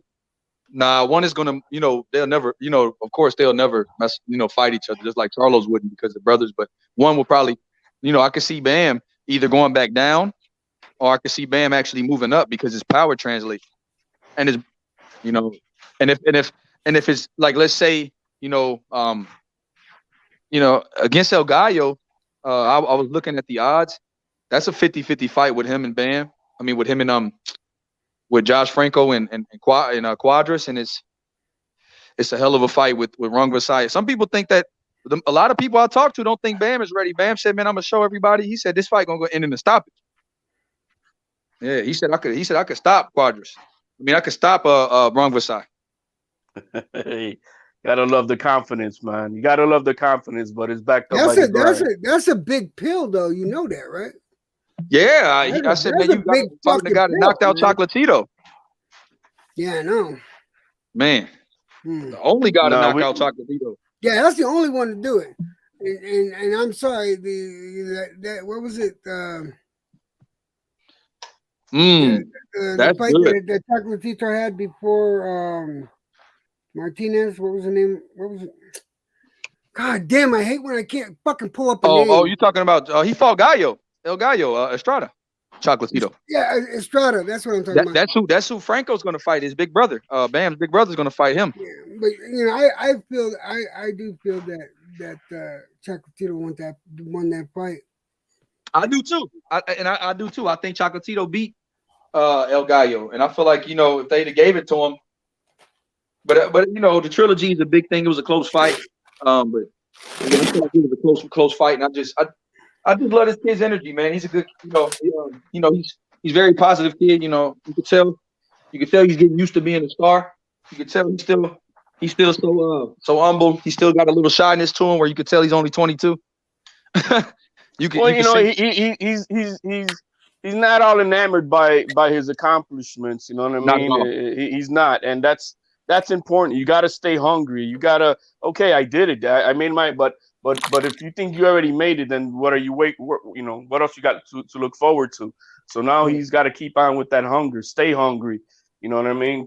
Keep on grinding for that next, the next level of an accomplishment.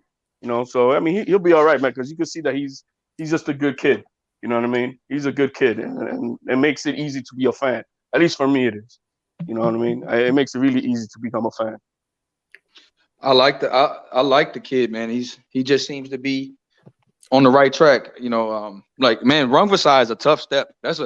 But Quadras was a tough step. This kid, that's why I asked him about boots and all them. He said he handled that like a champ too. He really did, man. And he keeps giving Robert. And you know what else I like? He's giving his coach a lot of credit. You know, he's not taking the credit for himself. You know, a lot of guys say, man, I was adjusting. He said, man, you know, just being with Robert helped me stay composed, having a cornerman like that. He doesn't do the me. The guy is. I've always said Robert Garcia is great for young fighters. You know what I mean? He has something that at least it's a nurturing relationship where he's instilling them stuff that it's needed, tools they're intangible, that are not on paper. And those are things that I see from, so for some odd reason, I think when the guys become very accomplished, I don't know what happens there, but as for young fighters, I always see he does great. He's a great role model or an influence on not only in the ring but outside of the ring. And so I see that with Robert Garcia. So I can see why this young man, definitely looks up to his coach, and good that he gave him props. Absolutely, man. And like you said, his composure, man, and that's one thing about Xander too, man, is that, you can see it in certain guys. You can see it in certain guys where you're like, man, these guys are calm beyond their years. Even Virgil, when he got rocked against Cal Velasquez, how he stayed afloat and learned, and also got behind the jab and was able to adjusted. Yes. You're like, okay, let me make my adjustment. You saw that with Xander. I said, it was all right. He was like beating the shit out of the dude. He landed 54 punches I think it was like the 6th round or something like that. And then, but he's like, all right, this guy's got a fucking, got a bowling ball head. He ain't coming down. So let me now, let me pull back and let me adjust and let me start going to the body here. Let me not gas myself out. You saw the composure and change, and so those are things that, it's either you have it or you don't. Either your ring IQ, you're aware of, you have self-awareness in the ring, or you don't. And a lot of guys just don't have that self-awareness in the ring. You know what else took me on it, that got me there, man, was just that this kid also said about Canelo already being the GOAT, and he said that Canelo gets called cherry picker because people don't know. I mean, he kind of said, if you think Canelo's cherry picking, basically you need to stop hating. What's everybody else doing? If he's cherry picking, what's everybody else doing? Yeah, and he also thought Boo-Boo wouldn't be a problem for it, because I wanted to break a lot of those myths. Like not a myth, but people. I wanted to see what he thought, because he's a southpaw. Boo-Boo's a southpaw. He's a slick boxer. I want him to think, well, what do you think about this style, you know, against Canelo? Like who? But for him, Benavidez is the toughest fight for him. You know, he said that Benavidez is out of all of them, even Beterbiev. He feels like Benavidez would be the toughest fight, but he doesn't beat Canelo. He feels like nobody beats him. So it's hard to argue that. It's hard to argue against it. You know, I can understand why I mean, you know, that's why you fight the fights, but it's hard to argue who would be favored against Canelo right now because of all the experience, all the styles he's seen. It's just difficult. And I think Bam was just being honest. And he favored Lomachenko against everybody at 135. He said Tank. He said all of those guys. He said, who has Tank fought that reminds you of Lomachenko, that can compare to Lomachenko? I've been saying that too, man. Tio's out of the picture. Wow. The 135 belongs to Lomachenko. I don't think anybody beats him at 130 now. 2 years from now, maybe, but now I don't think nobody beats him. Nobody beats him. And the same thing with Canelo. Canelo is in his prime. Canelo's not the most athletic. He's not the most, you know, he's not athletically gifted. It's his grind. It's his grind, day in and day out, building blocks after building blocks after building blocks. The man is obsessed with his craft. Perfection is his goal. And to try to get to that point, he has to keep on grinding, grinding and grinding. That's what he does. If all these other young fighters were to understand that and to do that, you'll see a difference in progression for them. Unlike what we saw with Berlanga. Here we go again, shitting on him, but it's, you know, we don't see it. So I really tried to get some Blair Cobbs about of him because he was like, man, he's like, I didn't see that. I said, man, these fights must not have been big if he didn't watch none of them. I said, man, you know, I'm sure he's not gonna miss Ugas and Spence. I'm sure he's not gonna miss Shakur and Valdez. I guarantee you he'll watch that fight. So the most dedicated. This is what I've noted, Y.B. The most dedicated athletes in anything. They're not really paying attention to the others in the game. They're not. You hear what he just said. I hear that a lot from others. Oh, he fought. When did he fight? Oh, like what? You didn't see the fight? No, you know they don't. And that's all of the guys who are just focused on their grind. They're not paying attention what the other guy is doing. You know what I mean? They don't get sidetracked by it. And it amazes me because you think us like fans, we're like, yeah, man, we're good. You know, we're all up in every single fight, and no, they're not like that. Their thing is the great ones. They're focused on their craft, and that's it. They don't care about what the next man is doing. Yes, sir. And you know, like you said, man, because they're focused on their growth and they look at every day as a new challenge, something to challenge themselves, and they show, like you said, so in tune to their goals. They're not paying attention, like you said, to the next man. Like you said, HOD, it is true. You got to kind of be self-determined and a little bit selfish with your time when you want to be great. So a lot of times, guys, like you said, that want to be great, man, they spend countless hours working on their craft and not, like you said, they're kind of aloof, not worried about everything around them because it's hard to when you're on a mission to be great. The great ones sacrifice their everyday lives. The stuff that we do, like whatever it is on the weekend or on a daily, you know, they don't do that shit. They really eat, sleep, and shit, whatever their craft and their profession. And that's where athletes or the people who are professionals out in the real world, the best ones are not focused on birthday parties and we're going to the club, we're going to see a movie and all that bullshit. They're just focused on what they're trying to do. It's an obsession. It's crazy obsession. But that's what it takes to become the best.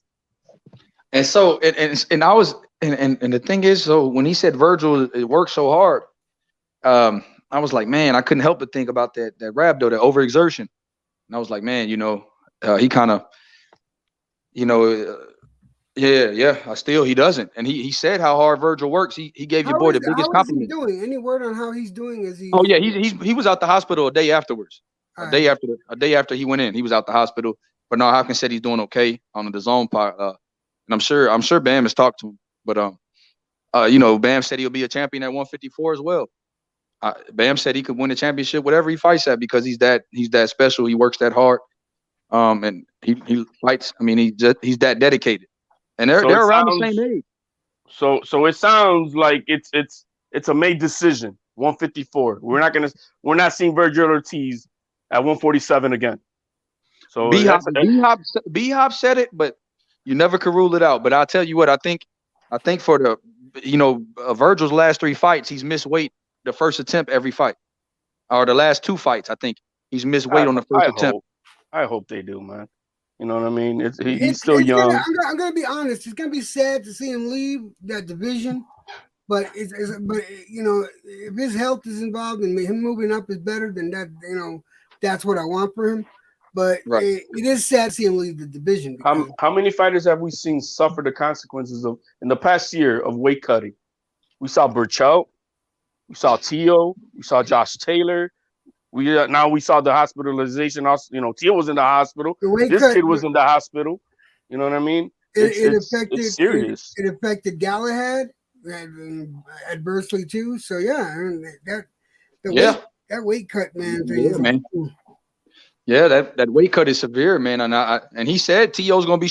He also, what stood out to me is how highly he spoke of Teofimo. How highly he said, man, and also people are too hard on fighters with a loss. He said, I'm not worried about my O. I'm worried about being a legend. And he said, I'm not gonna lose it anyways. Love that. I love that. And he said I'm willing to risk my O because I'm not gonna lose it. I said, man, this kid.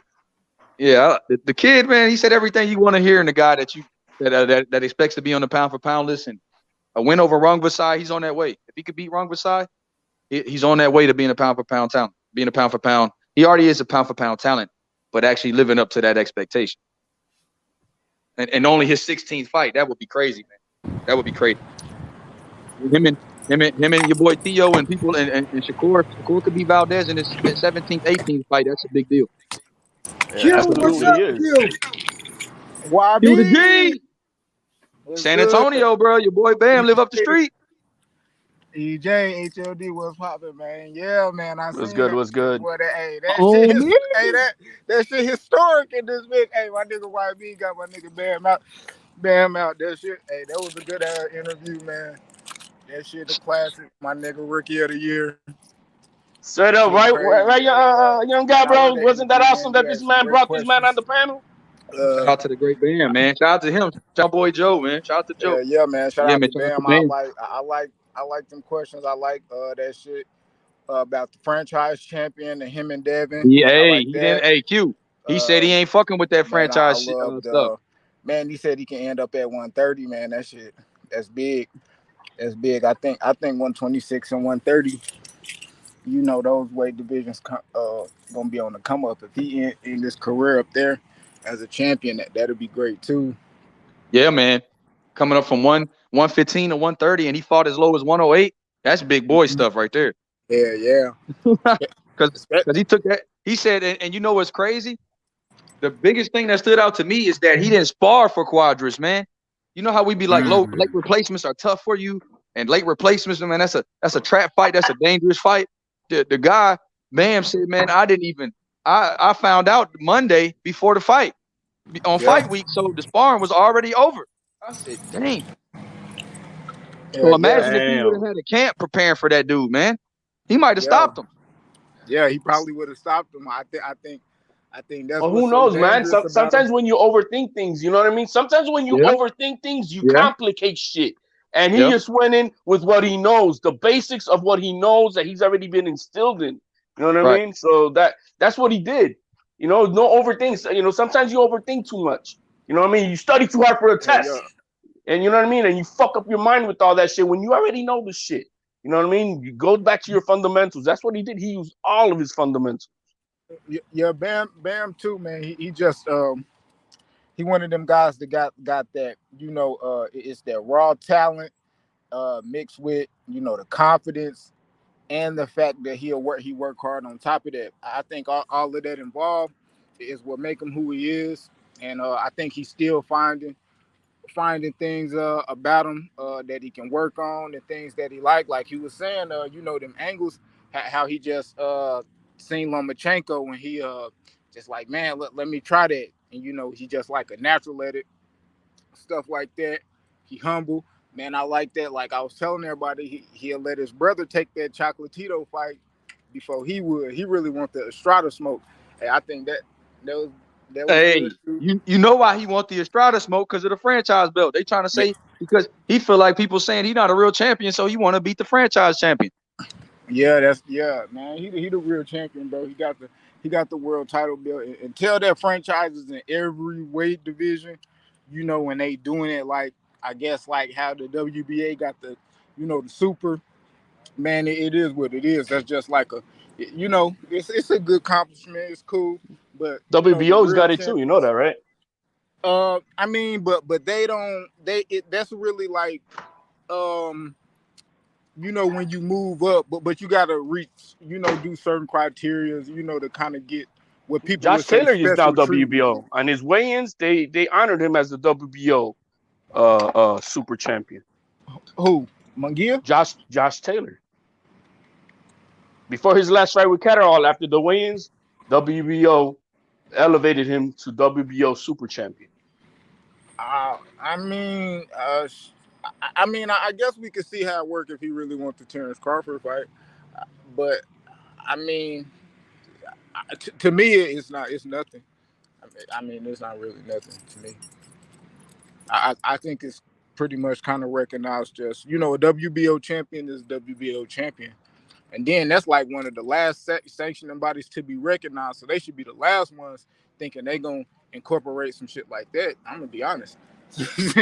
Yeah, like on some actual world title to be over the world title. Like nah, that'll be crazy for them to do that. And like you said, Q. One thing about Bam, if he could stop at the wrong side, he could be the guy that Chocolatito never got to win against. Man, yep.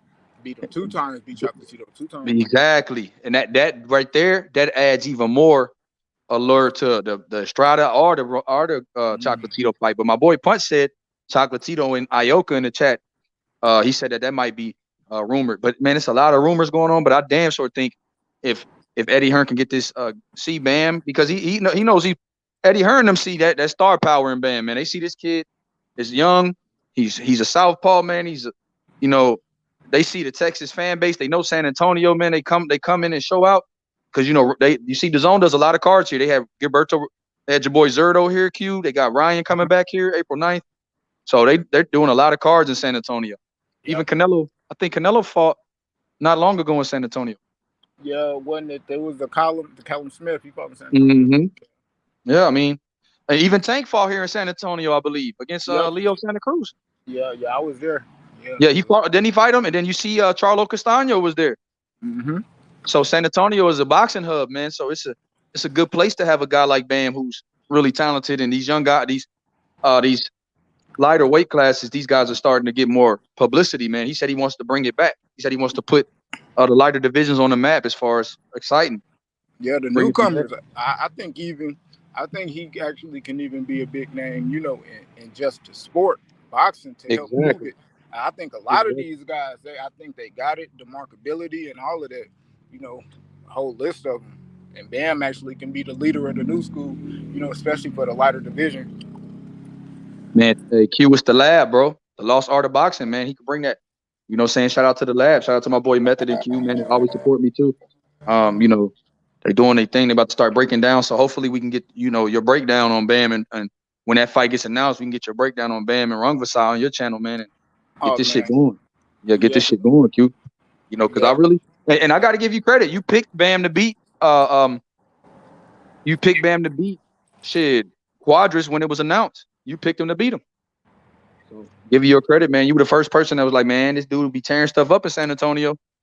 You said, man, that the dude is hyped. You said that, man, that the hype is real about Bam. Yeah, you because you live out there. You were like, man, at the gyms, people talk so highly of Bam. He was at the amateur tournaments and all that. He was tearing stuff up out there. That's what you kept telling me. Hey, was there a little bit of Texas code in there too? You know what I mean? That made that pick. Man, I mean, Q from Arkansas, man. Yeah, I'm from Arkansas. I was born in Arkansas, but man, I'm like the whole South. I ain't gonna lie. It really wasn't a year that I wasn't in Texas. I'd be in Texas in the summer. Nah, I'm just fucking with Dallas. I'd be I know what you're saying, HLD. Yeah, but I've been all around this bitch. I ain't gonna lie. As far as the South. Yeah, like I say, man, the kid has made it really easy to be a fan. I heard Brandon Lee talk the other day, man, with fun on his interview, and another kid who's humble. He's coming. He's coming, and he's got he's got that same type of demeanor, man. It's not no flashy, no nothing. It's I don't care who I always put him in front. We get it going. We're gonna get this going, and that's what I just saw today with Bam. He's just he's got that demeanor that tells you that he knows who he is, and he knows what he's got to do. And he already has the formula, and he's not enamored by the fame, it's all pride of what I got to do to show, and I see that. I love it. Yeah. Did you guys get a chance to catch the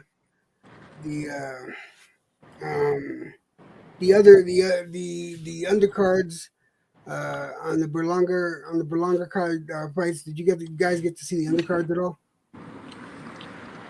Yeah, I seen Yeah, a I mean couple of that was what I was just paying attention really too. I was paying attention to the whole fight night because of Xander Zayas up to him, and after that, then I mean, I even scored a fight for Bernard. I think he won it 6-4, and everybody was on my case, but I wasn't really paying attention. I was like, all right. What'd you guys think? Man, but longer, bro. Shit. What'd you think of? I don't want to talk about Berlanga, and it's not because but I want to focus on what you guys think of Balsa. What? He's coming. He's coming. I mean, I don't think it was an impressive. It wasn't the most impressive, thing. But yeah, I thought he would do better because I'd seen a couple. I'd seen 2 fights.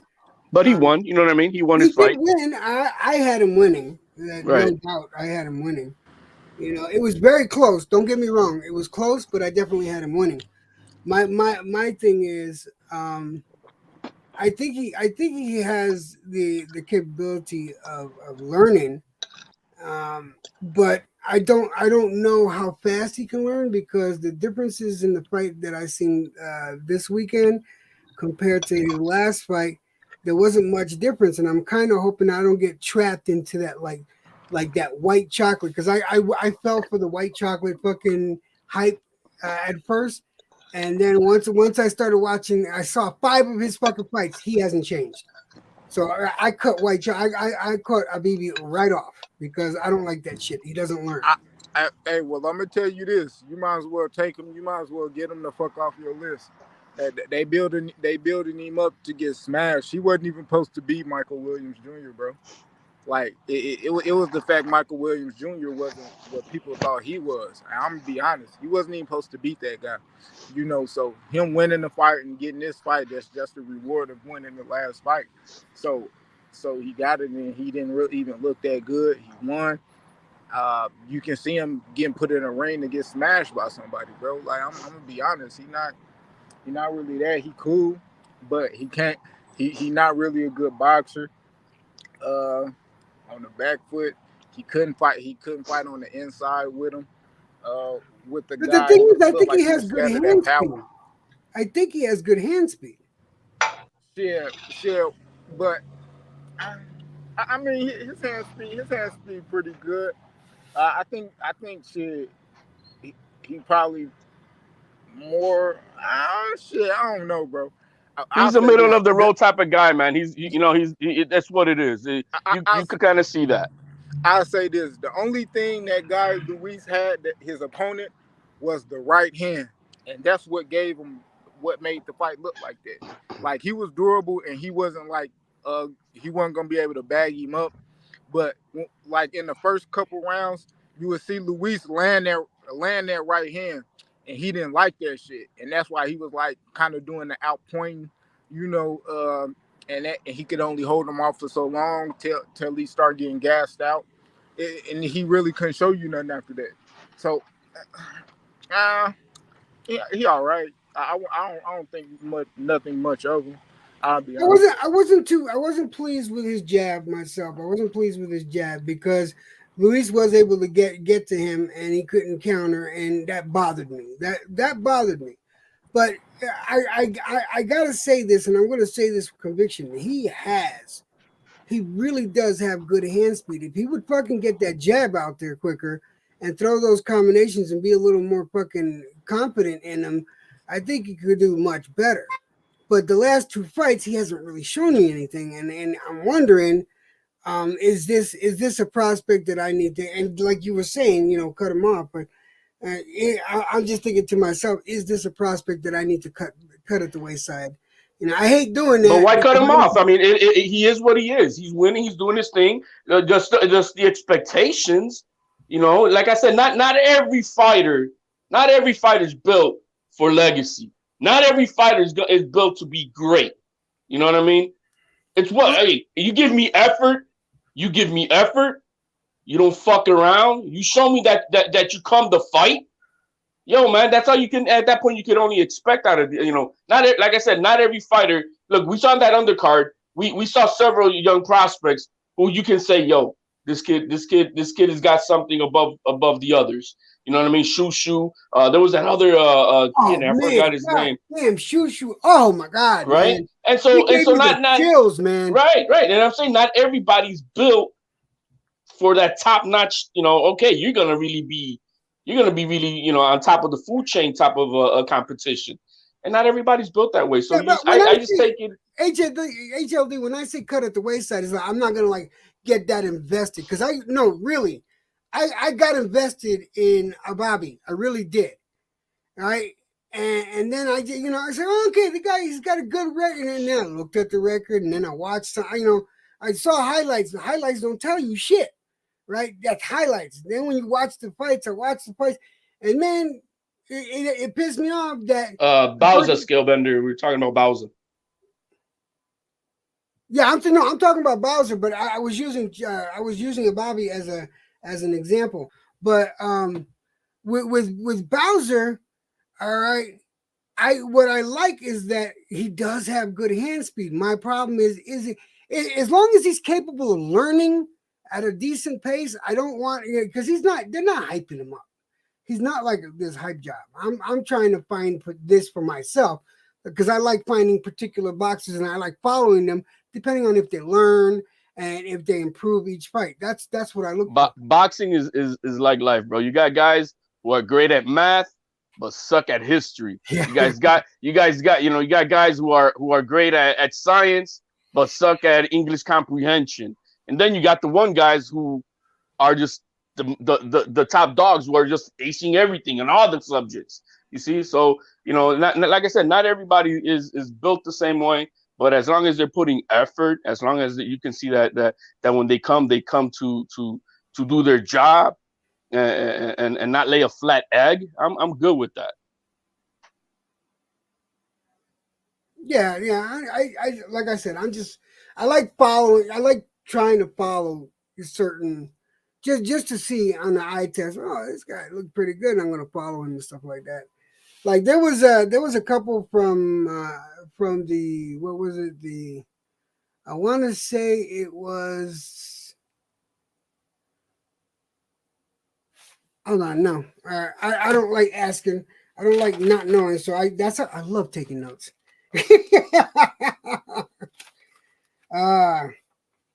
Yeah, it was the Lopez fight. It was the Lopez Cambosos fight. The undercards on there. There were a couple of good prospects on there that I've been following since then, and they're doing pretty good. They are doing pretty good. You know what? What do y'all guys think about LeBron, Henry LeBron? I was not impressed by his performance. I expect a little more from him. There was something that was just off for me that either it was maybe an off night, but I was not totally impressed. I wasn't totally impressed. He got the win and whatnot, but it's a middle, to me, not special. You know what I mean? He's a middle of the road guy, kind of like Bowser right now. Does he have room for improvement? Absolutely. And I'll just take it like that. Same thing with Bowser. I'm not gonna cut him off. I'm just saying that he's got room to improve, and we'll see what happens in the next few fights. Yeah, Bowser and LeBron. It's a lot. It's a lot of southpaws coming out of PR though. Yeah. I noticed that. Did you notice that? Almestica, he's the legend. I mean, Legacy, the young boy from Orlando. He was on the card too. He's another southpaw. Throwing uppercuts, throwing the right hook, the double uppercut. That's my father's fault, Y.B, man. He's spreading his seed everywhere, man. You know how them Puerto Ricans are, man. He's a lefty, bro. So. It's a lot. Hey, people don't know, man. HOD, that's the truest thing you didn't say today, bro. Hey, my man.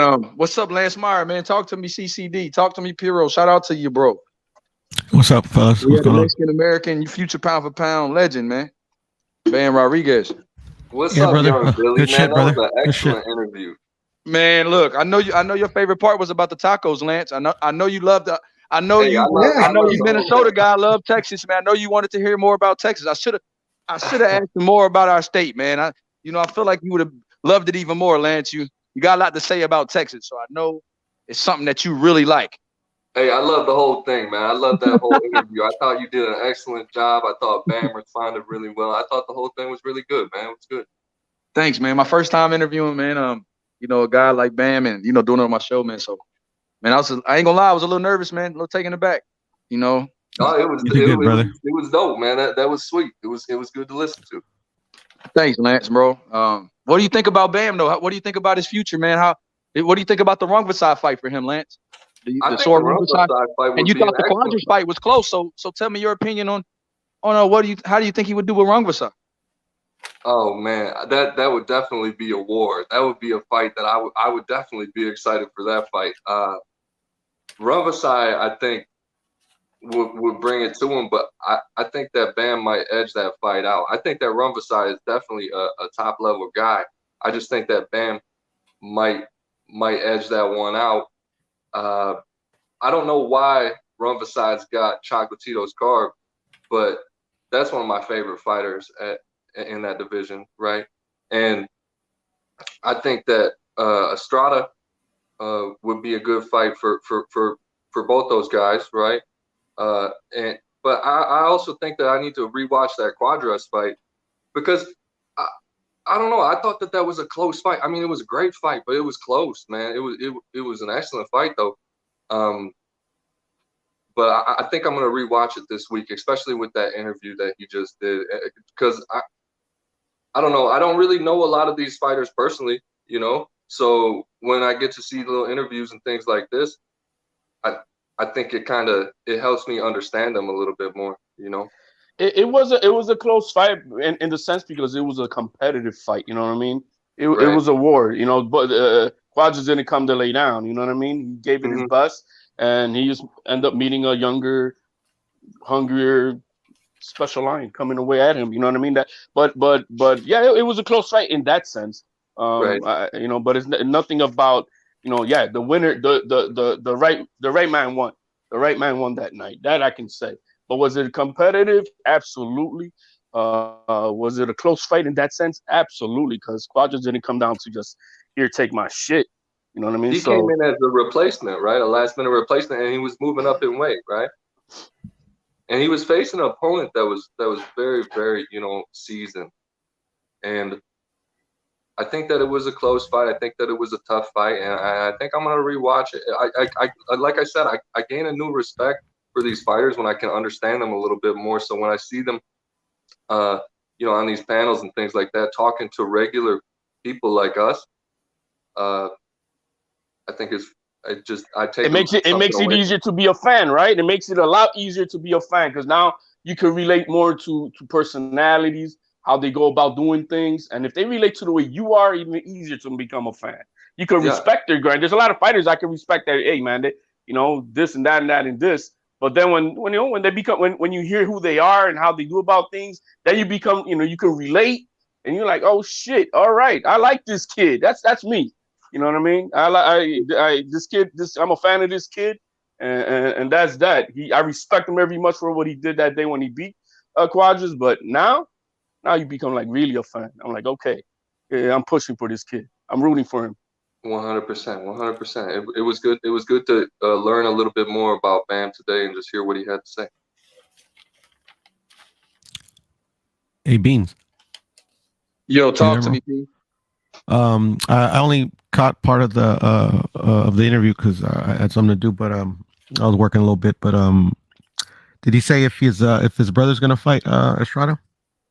He said that's in the works. He said nothing is guaranteed yet, though. Nothing is guaranteed, but he said he's definitely the co-main with Rungvisai. If they do make that fight, it would definitely be in San Antonio.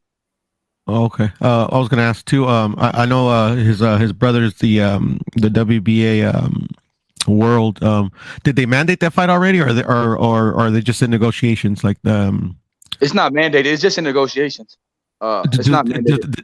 Did they put a cap like did it tank like yes to the end of the year to negotiate or anything like that? Yeah. We'll see. What I read is that they'll definitely have to do it by the end of the year.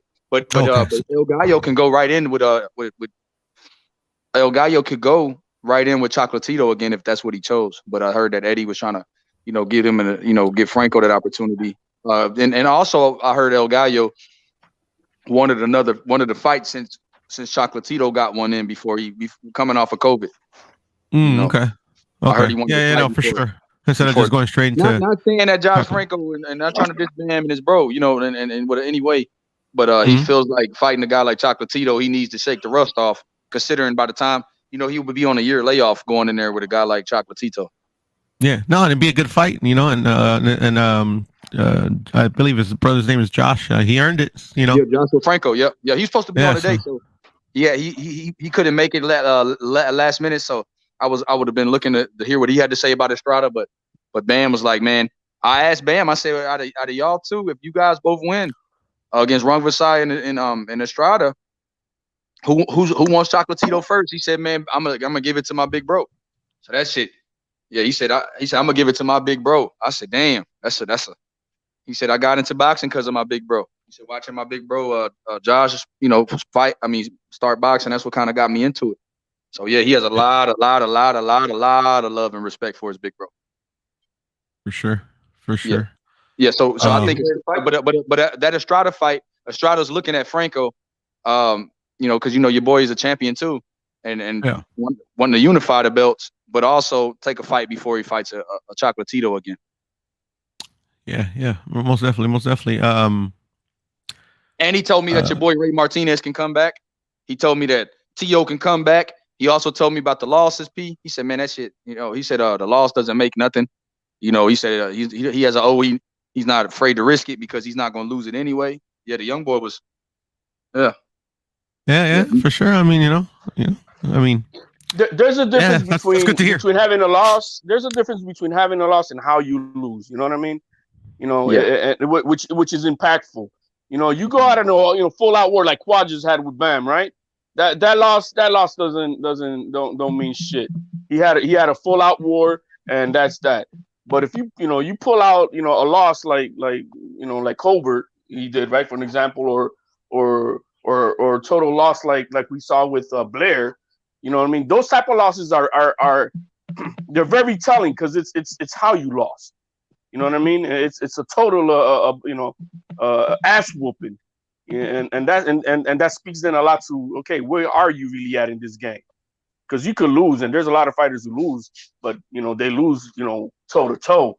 You know what I mean? They it's a war, and there's they gotta put their hats, hang their hats on that. But when you lose like a Cobra, like Blair, you're getting your ass whooped, totally dominated. That speaks a lot. And there's a difference, I think. Absolutely. And like you said, your boy Josh, hey Pete, I saw that interview where Franco said, man, I read that interview where Josh Franco said that El Gallo Estrada was easy work for him. Yeah, he said he said to take care of a guy Estrada, no problem. No problem. He said he's no problem for him. I said, wow. And there you go. Let's see it. You know what? Hey. You know what? I can imagine a sellout at home here in San Antonio for them. Like, or at least if they made it over there. Yeah, no, definitely. I could see that as well. Would you make the trip, P? For that fight? Yeah. Yeah, most definitely, most definitely. I mean, yeah, it's a good fight.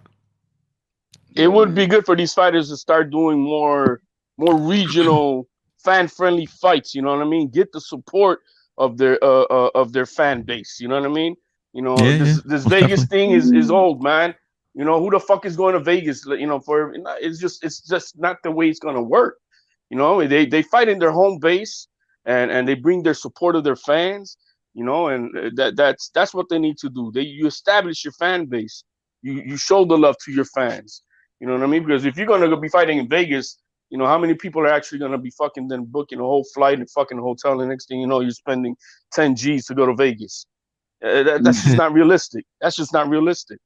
You know what I mean? So, And and like you said, HLD, it's a big market, man. Where he's at, it's a boxing market. Not every fight is a Vegas fight. You get what I mean? Not every.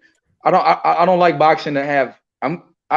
When you have predestined locations for fights, it starts to take the fun out of boxing. Like you said, everybody doesn't feel involved. HLD, big bro. It's because if you, like you said, if you're from New York, right, and you don't get any fights in New York and everything is in Vegas, the chances of you actually supporting live boxing is slim to none for the average person. The average working man, that's slim to none. But if you make the shows affordable and you make them in the regions that these fighters are from, where they can actually get behind and rally behind somebody, rally behind their fighters, it actually is better for the sport. It's better for the long-term health of the sport. I know these promoters see the money in the short term, but the long game is where it's at. When you're building these guys up, like you said, it's almost for certain you need to give them a grassroots from the hardcore fan base, and usually hardcore fans start from where you're from, man. I've seen you come all the way up. I think a great way to do that would be like one consolidated, I guess, person would have. I think what they should do is take like these billboards and like local fighters. Like if you're driving down the freeway, you shouldn't be able to miss your local fighters. You know what I mean? Like that person in that region and that particular area.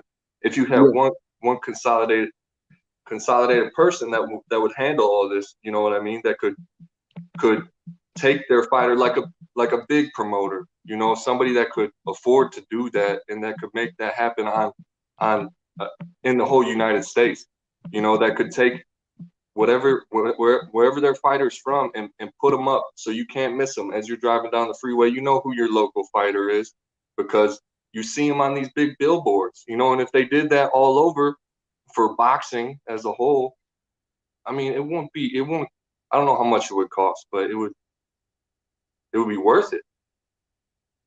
Yeah, and that's the thing. Like you said, Lance, that's a great idea. And I think the marketing dollars and it's not, remember like I think when OG Shelton was in his when boxing was at its best, there was a lot of people it was a lot of ticket sellers. A lot of promoters sold tickets more than the venue.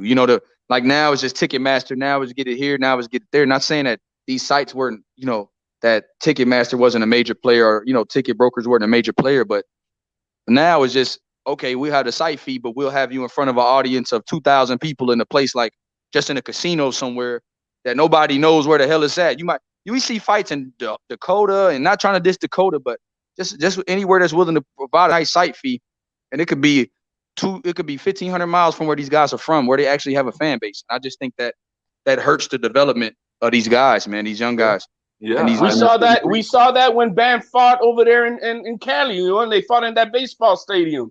You know what I mean? It was like, what the, you would say like, what the hell is this? But guess what? The fans turned up. You know what I mean? So that does establish your fan base. It's just great for the growth, for the average man. We just saw this Saturday. They fought in the small Hulu theater. But guess what? It was packed. The average guy could buy a ticket and come back home the same night, bro. You're not, you if you spent maybe $500 that night, that's doable. You know what I mean? That is doable for a night. You and your son or you and your wife or whatever the fuck. 500. Man, it's doable. But having to travel out to fucking Vegas every fucking fight to watch your favorite fighter, that's not happening, man. A Vegas trip is 10 G's if you want to have a decent time. And that's what it is, though. Like and like you said, man, it's the site fees that these guys don't have to the MGM puts out a nice site fee, or Mandalay Bay, wherever a casino, and that's why it's based mostly on casinos, because it does the job for them. They're willing to pay the site fee, so the ticket sales are just to cover the undercard. You get what I'm saying? So I want everybody right now to take a peek at Shelton. What a man is doing. What a man is doing right now. That's man work. That's not look at it. He's fucking cleaning fucking fan blades and shit. How many people take the time to do that? How many people have time to do that? It's about the details, my guys. It's about the details. My respect. Hey, the devil in the details, HLD. Detail oriented. Shout out to my man, OG Shelton. Uncle Shelton, what's up, man? What's up, Uncle Shelton? Y'all? Nice little interview, man. I dig that kid, man. I'm gonna be rooting for him, man. I like it. I like the way he carries himself. I like the things he was saying, man. He sounds like a fighter. Hey, he could fight too, OG. He can really fight. The kid. Yeah. Him out, man. That Southpaw. I got some new news, though. I heard some interesting news today. What you hear? My man Zerdo Ramirez ain't waiting around. He just called out Macabu. Oh, he want to take a Canelo opponent out. Oh my God, he wants to fight for me too. Oh, thank you for giving me this opportunity. That boy Macabu gonna fight Zerdo. I was like, whoa, he called him out. Oh man. Okay, I see what you're doing. Because like I told you when I saw him Saturday at the fight. Man, how was it meeting him? Man, he's tall as shit, ain't he, OG? Yeah, he's 6'2", and a half, about 6'3". He's a big dude. He's a real big dude. Yeah. I wouldn't want Canelo. I think that's too much for Canelo to handle. But anyway, asked him, I said, were you upset that Canelo snaked your fight? And he was like, I was upset in the beginning, but then again, it's a Canelo fight, so I understand it. Yeah, but that's good that he's going up there, and try to, get out of the way of Canelo and stuff. Make a name for himself. That's cool. Hey, Piro, do you think he's too? Do you think he's too big for Canelo? No, I saw him in person. He's way too big for Canelo. No, he's Billy Joe's size. I mean, not Billy Joe's. I'm sorry, Callum Smith's size, right? Shelton. No, he's 6'2". He's almost 6'3", bro. Oh, okay. How tall is Callum Smith? 6'3". 6'3". 6'2". So they're the same size. Yeah, Callum Smith is a big guy. Callum Smith is a big guy too. He's like Usyk size then. Yeah. So, the same size. Yeah, I don't think. Well, we'll see. I think he's gonna go up here and starch Macabu, get that belt, and then we'll see what happens. Zerdo at cruiser? Yeah. That's a big fight. That's Zerdo. If Zerdo fights at cruiser, that's. I mean, that would be I don't even know what to say about that. That's left field.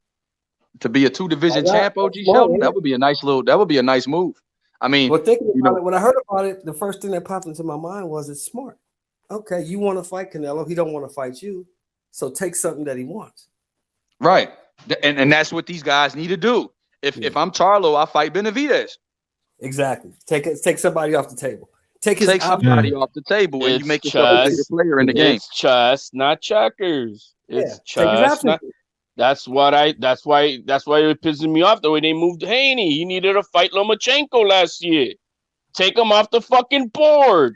Make that meeting with Bob. Hey, I want to fight Lomachenko.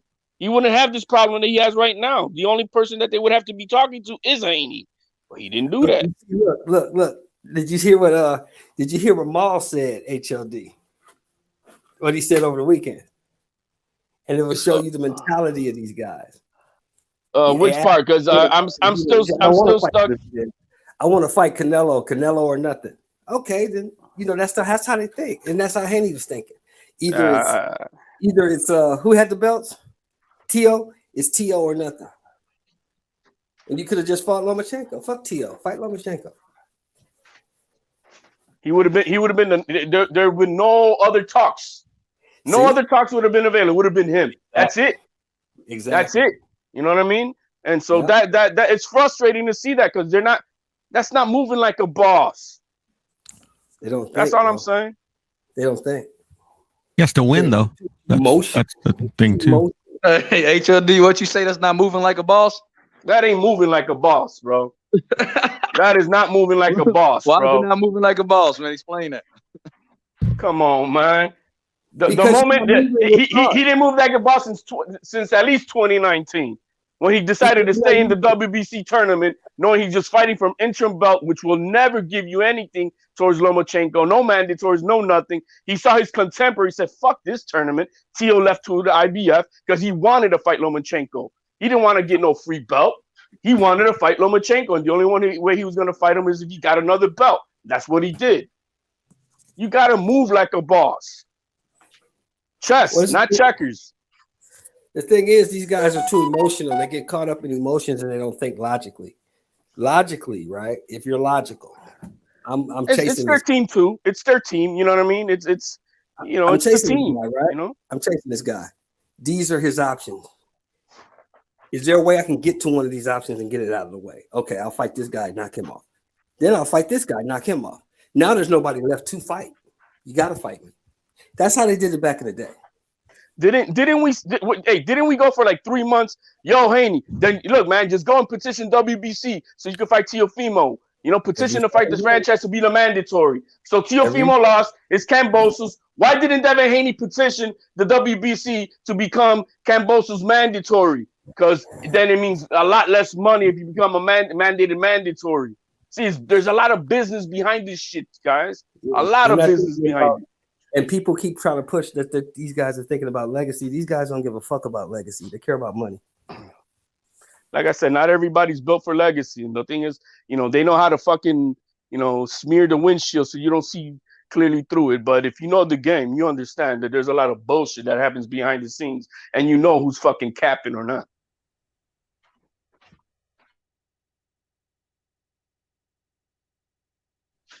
Chime in, guys. It's crickets, guys. Oh, I thought I fell off, man. I just want to say, I want to hear what OG Shelton got to say about that, because a lot of people, to me, what's up, Charles Stevens? A lot of people, to me, so you think that he could have petitioned that? And why do you think it's not petitioning if that's the case? Because people keep saying that petition stuff is rumors. And is that true, HLD? Is that ability to petition true? And if that's the case, who would become who's mandatory? Because remember, they were saying that if Tio would have petitioned to fight Haney, he would have been Haney's mandatory. I thought, or was it the other way around? Would Haney have been Tio's mandatory? It would have been if you would have, because look, as a franchise champion, you don't have mandatories. You don't have mandatories. You know what I mean? So what it comes down to is, if they wanted to, they could have petitioned to become his mandatory. Yeah, what does that mean? That the split is bigger. You know what I mean? As far as then the way it goes, and if it goes to purse bid, I think it's like 80-20, or is it 70-30? And this young man is making $3.5 million. They don't want to give that up. And then there's no rematch clause in a mandated mandatory. There's no rematch clauses involved with that. You know what I mean? There's a lot of things behind the scenes that these guys are not willing to give into. And you guys don't understand that. Eddie Hearn when have you seen Eddie Hearn have one of his fighters do a championship fight without a rematch clause? It doesn't happen. Well, guess what? Lomachenko said, not only you can have a one-way rematch clause, it could be a hometown rematch clause. We do it again in Australia if you want. Do whatever it takes. Do whatever it takes. Here's something to look at, YB. Look at the information I just dropped. Look what I told you. What he's doing is, he realizes that he doesn't know if Bivol going to win this fight. So more than likely he won't. Right? He's thinking Bivol might lose. But my insurance policy, if he doesn't beat this guy, because if Bivol beats this guy, then I got my mandatory shot. I get my shot. But if Bivol loses, I go up here, take this guy off the board. Now, eventually, this guy ain't gonna have nowhere to go but to me. You see what I'm saying? He's cutting him off at the pass. He's taking his options. He's taking one of his options. Absolutely, he's taking away one of his options. 75. They said Makabu might be a potential opponent in December. If Zerto has that belt in December, then Zerto can enter the sweepstakes. The Triple G fight is not guaranteed either, guys. There's also still rumors that they might actually move into maybe getting the winner of is Carlos Smith at Better Beef? Joe Smith. Joe Smith. Yeah. See that's what so it's not a done deal with Triple G. Yeah, right. Because he has a fight with Murata. He's gotta win. Let's go Murata. He has to win to get the fight. Exactly. If he loses, they're not gonna Murata. Why you going for Murata, P? Yeah, I don't want to see the Triple G fight, bro. Come on. But whatever, it is what it is. I don't want to see that shit. Triple G. I mean, hey, if he wins, but I would like to see Triple G and Charlo. All right, Lance, thanks for coming on. Yeah. Sam. So would I. Yeah. So would that would be that you see that I wouldn't mind seeing that. Yeah. I don't know. Yeah, man. Your boy Bam, man. Your boy Bam said Haney defended his belt. He's a champion. Shout out to Bam Rodriguez. He said, he's a champion. WBC says he's a champion. I mean, he's a WBC secondary champion. Yeah, he is. Your boy Bam said Regis, Devin Haney beats Regis too. So Bam, I'm saying, I respect when these fighters break down these fights and they say, man, look, hey, also P, he said Shakur beats Valdez he said he could also see a late stoppage. Yeah, I know, but he did say Devin beats Regis, which I don't see where he came up with that. Hey, I'm not gonna let's not shit on Bam. We're not gonna shit on Bam. I'm gonna leave it alone. It's his opinion. It's his opinion. He's just another man that could kick my ass. That's all. I shouldn't on him. I heard the same thing you heard, man. Then who's gonna beat Regis? Okay. Hey, he's entitled. I mean, he's entitled. I'll take him at his word. You know what I'm saying? I mean, look, he gave a good reason why Shakur can beat Valdez. What was the reason? I tell you what, you go ahead and put Devin in there with Regis if you want to. Oh, what that mean, Uncle Justin? Put his ass in there and find out. Yeah, that's true. Uncle Sheldon always say stuff. Hey, maybe we should encourage it. In other words, yeah, man, you can beat Regis, bro. You smoke his ass. Let's go. Win, lose, or draw. It's a fight I want to see. It's a fight I want to see. Bam believes that. Haney don't believe that his goddamn self. Absolutely.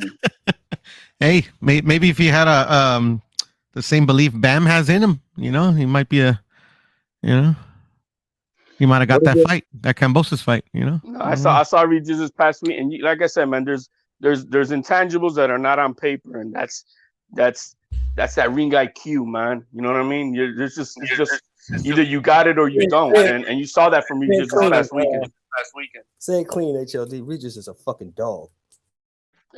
Absolutely, and a good guy, man. He's a good guy too. He really is.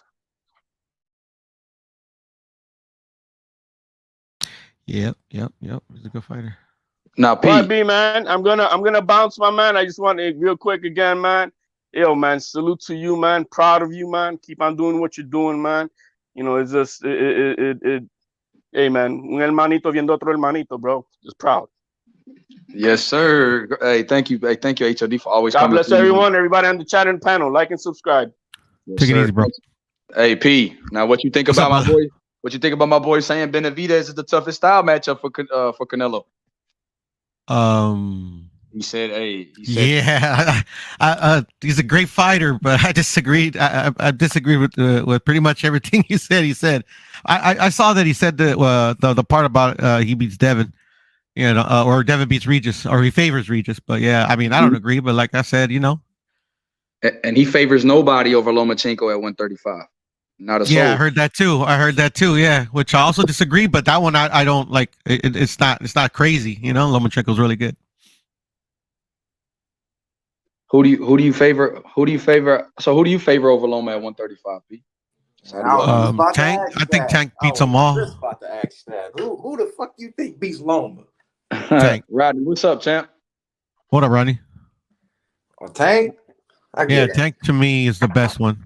I understand. Hot Rod. Yo, Hey, why? he said Tank has never seen nobody like Loma, but he said Loma's never seen nobody like Tank. He did say that too. Yeah, man. That's I Yeah, mean, 'cause yeah. Look, man, the way he explained how hard it 135. is to fight a southpaw, and Tank is a southpaw with power in both hands. It's a great fight. Yes, There's sir. nobody at 135 that's gonna outbox Lomachenko. I can say that, but I don't think there's nobody at 135 that's gonna outfight Tank. So, can Tank catch him? If Tank catches him, he's going to sleep. The question is, Tank catch him? Okay. Only way to find out is to make that fight, Shelton. You know, that's. And who fight this weekend? Khalil Gassé, Tim Tszyu, shit. Who else fights? Tim Tszyu? I'm waiting to see that because I Yeah, want man. my boy Crawford to go up to 154, go to Australia and starch his ass. He's gonna knock Terrell Gausha the fuck out. Hey, OG, I want Crawford to get that Australian publicity, man. Go to Australia and starch Tim Tszyu little ass, man. But we got business to take care of first in Texas, bro. Don't put the cart before the horse. Kingpin EJ, man. Hey, y'all, see, all y'all think about is just one fight. I think about more fights to solidify his legacy. I think more than just Errol Spence. You know what I'm saying? Hey, But how does Tim Tszyu? Hey, but hold on. How does Tim Tszyu cement his legacy if he don't have a belt or nothing yet? Get it accumulated to the weight, and then go take on Brian Castano and winner that. Yeah, I get that. Beating the Tim Tszyu, isn't he a top 10 154 pounder? Y.B.B?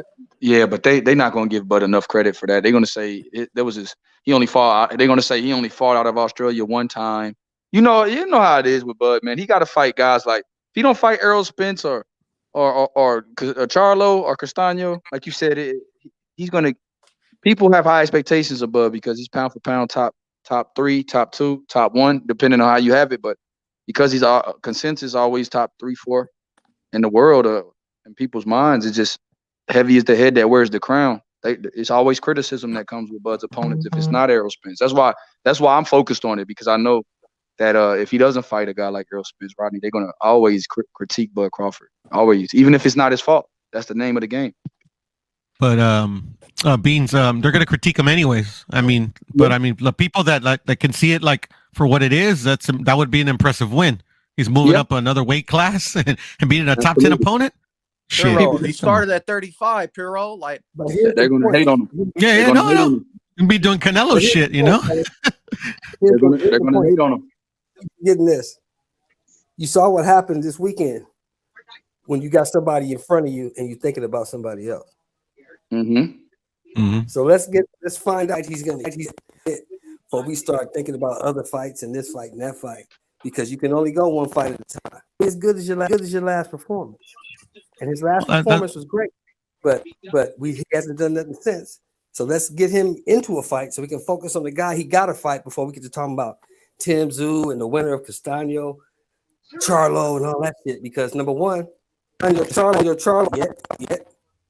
You know what I'm saying? And we know Bud's gonna take next. So let's not put the cart before the horse, is what I'm saying.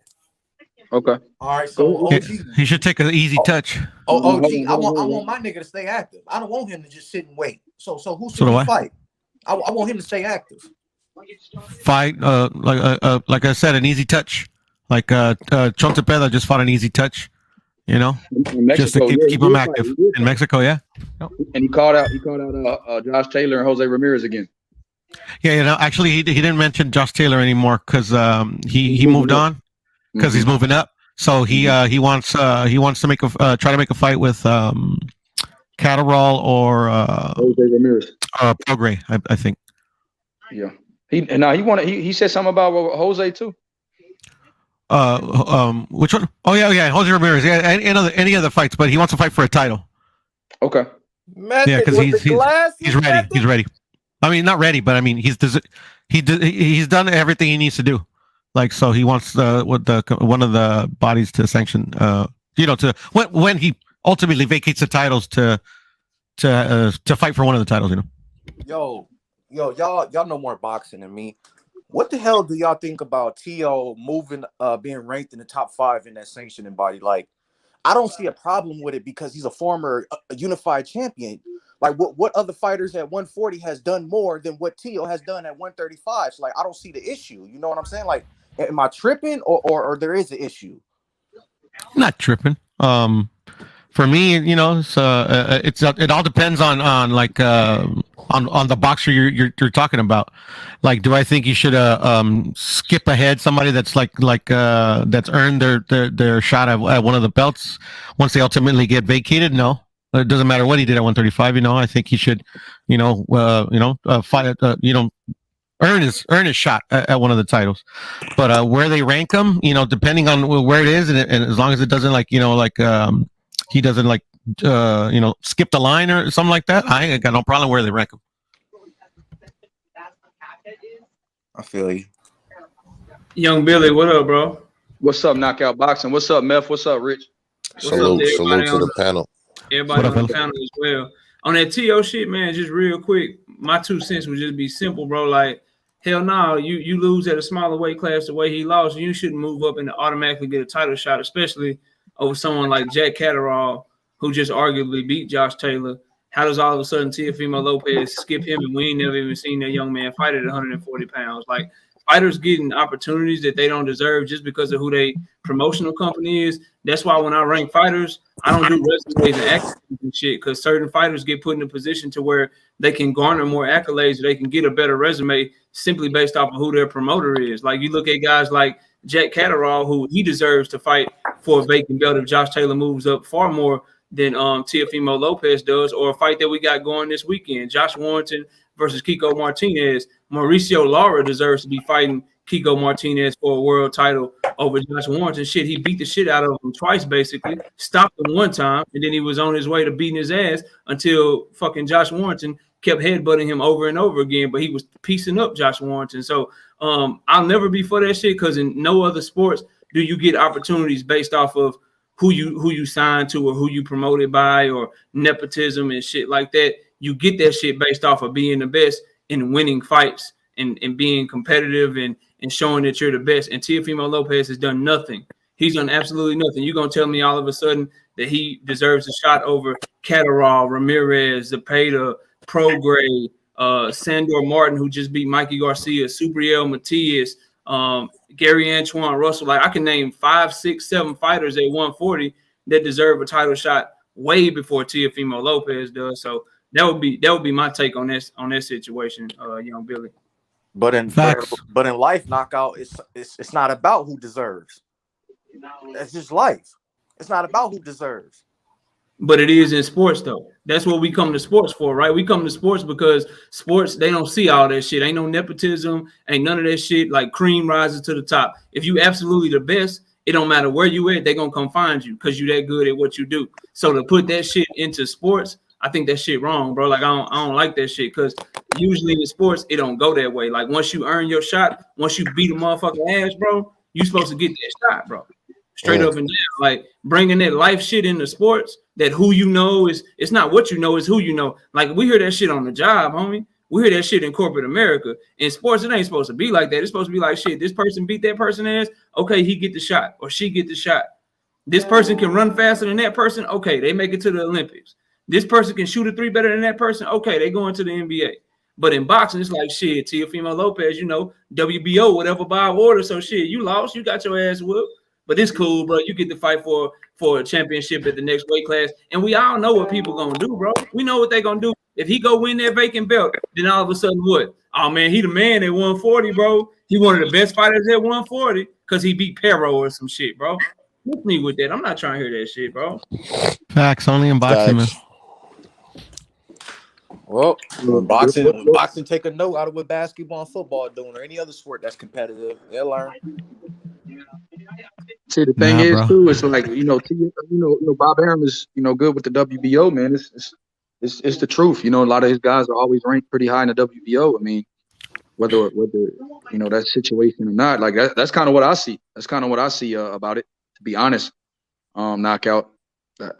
That's the honest to God reason, like you said, is that's the only reason I could think of besides, I don't know. Yeah. But do I agree with the ratings? Do I agree with the rankings? No, I don't agree that T.O. should be ahead of Jack Catterall. Jack Catterall just arguably beat Josh Taylor. It should be the have first dibs at the title. Honestly, whatever title he chose. For sure. That's all I'm saying. As long as they don't fucking usurp anybody that's earned their shot, especially since boxing is getting worse and worse at like trying to get these rankings moving. It's boxing. I like what Bam said though, man. He said me and Haney are champions. He said, and I'm willing to fight. You cut off YB. Yeah, can y'all hear me now? Yeah, brother. You got cut out though. Oh, he said that he's willing to. I said I like that Bam said he's a champion and he's willing to fight Estrada the most. Yeah, because he wants to. Shout out Bam Rodriguez, man. Go ahead, bro. Go ahead, bro. Go ahead, Rich. No, that was it. Oh yeah, okay. He's a dog, man. Bam is a dog. Yeah, he doesn't. I think. Go ahead. Great job, bro, on that interview too. That shit was good, man. Thank you, bro. Thank you, Knockout, man, for checking it out, bro. Man, I just I think the kid is a star though, bro. I think the kid got all the talent in the world, man. I really like. He's a humble dude, man, and I think he could. Him taking that type of fight on short notice, man, shows me something. Him taking a type of fight like that on short notice, doing under 20 fights, bro. Shit, 14 on his 15th fight, beat a guy like Quadras. People always talk about like fighting families and shit, bro. He got one of the best in the world right now. Like people talk about the Russells a lot, and rightfully so. But him and his brother Josh Franco, shit, they both champions basically right now. They nice, bro. They nice. And Jesse Van Rodriguez right here out of Texas, shit. I'm rocking with him. So hey, that's what I said, bro. I was repping Texas. You know how it is, a knockout. Texas, we rep it hard. You got me. And yes, so he was like, yeah, Texas, man. Look, you had him and his brother in the same division, kind of like how Jamal and Jamil, 154 champions in the same division at the one time, and they still both champions. You get what I'm saying, Jamil and Jamal. So you gotta, with Earl being a unified champ, you gotta go rock with it. Speaking of Earl, Bam. Yeah, what's up? I ain't like what Bam said, man. He talking about we on some Pacquiao Mayweather shit, man. He did. He said that value of the fight not gonna be as good no more because they waiting too long.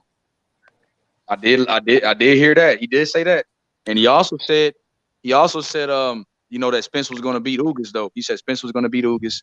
He also said Shakur might stop Valdez. I was like, hey, what did you ask him about Chocolatito? Yeah. He said he want to fight Chocolatito. He said that's a dream fight. Back and watch it. I ain't watch it yet, but yeah. He said that's a dream fight to fight Chocolatito. I think that's the best fight around that weight or anywhere around that weight class. But that's what he said, and he said he would fight anyway too one day. Man, Bam. I'm behind Bam. He said he would fight anyway. He said a loss don't mean shit, and he not gonna lose his old no way. I just hope that young man don't mean nothing, bro. He is nice. I just went back and watched this shit again like a couple of days ago. That boy is nice. Everything that people try to tell you Lomachenko is, bro, he really is that. With them angles and shit and the way his feet are, and bro, Jesse Van Rodriguez can fight, dog.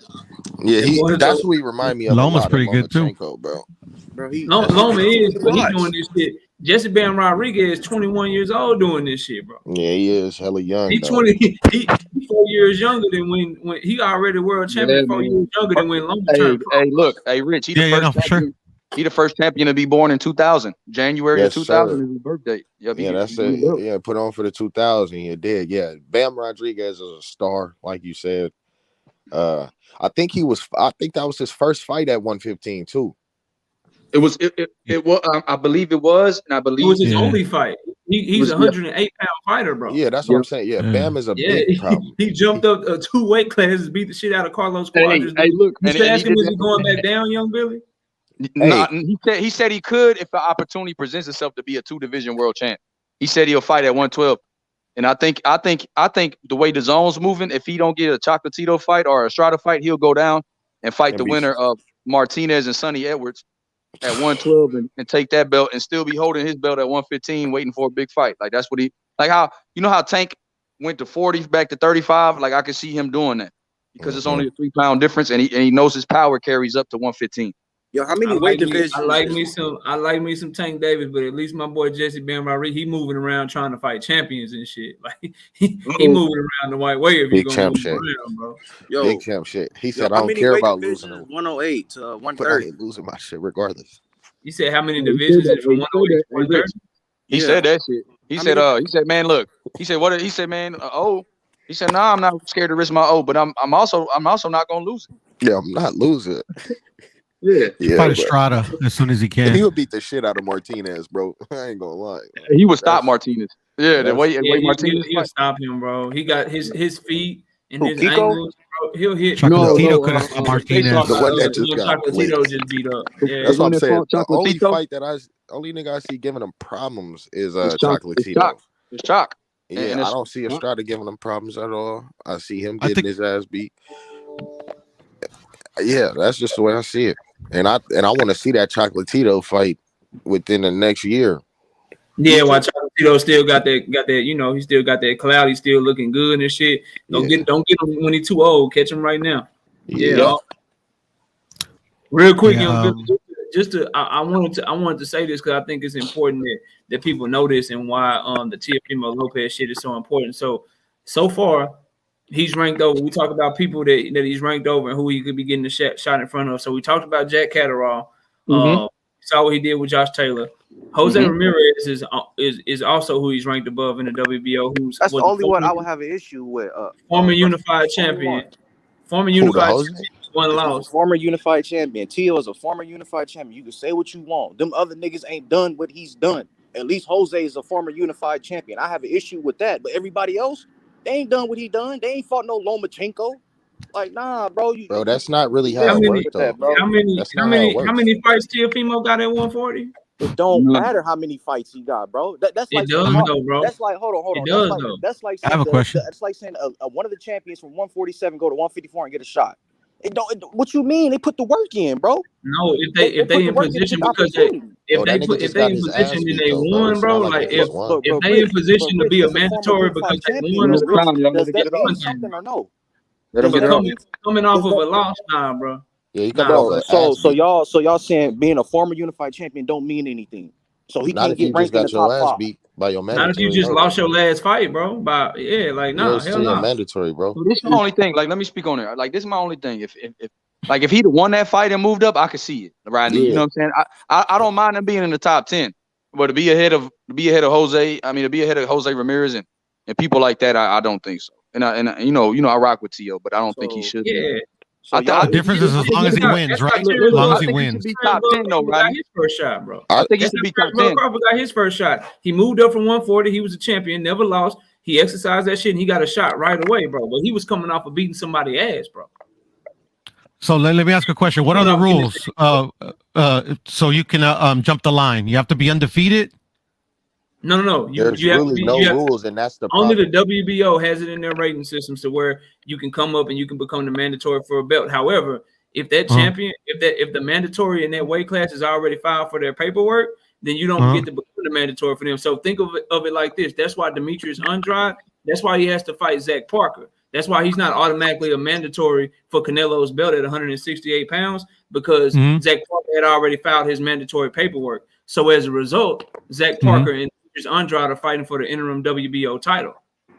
And so a lot of people had this misconception too that Terrence Crawford can just move up to 154 and fight the winner of Jermell Charlo and Brian Castano when that's not true because Tim Tszyu, they already had to pay him step aside money. He already has his mandatory paperwork filed. So Terrence Crawford, if he moved up to 154, yeah, he can skip the line, but he would skip the line into an interim WBO fight against Tim Tszyu. He wouldn't get to fight the champion immediately because the mandatory in that weight class has already filed their paperwork. When he fought Jeff Horn, no mandatory had filed their paperwork yet. That's why he got the automatic shot at Jeff Horn. And the WBO is the only one that you can skip the line in like that, bro. Because if those belts, if them belts go vacant right at 140, Tio is primed for a title shot over Jack Catterall. And that I can't get with that. I feel like Jack Catterall should be number 1 in every sanctioning body, and he should have the choice to choose which one he gonna fight for. But when him being number 3 and like being said, I can see about him being like number 5 or 6, but he's coming off a loss and he's primed to fight for a vacant belt. You know what I'm saying? If the belt's free up, so I can't really get with that. Because all I'm saying is that like every division kind of does their own thing. You know, like literally, like I mean, I wish they wouldn't do it. Like I love. I mean, I don't want to shit on Bam or anything, but he got a title, and he wasn't competing in that weight class. You know, I'm sure he probably skipped over some people for that title shot. You get what I'm saying? So it's like what? I feel you, Rodolfo. That's that's a different. You know what I'm saying? I would but just Bam say never this, lost though. To that point, Rodolfo. Yeah, well, that's what I'm saying. What's the rules between us? Like what we won't get mad at.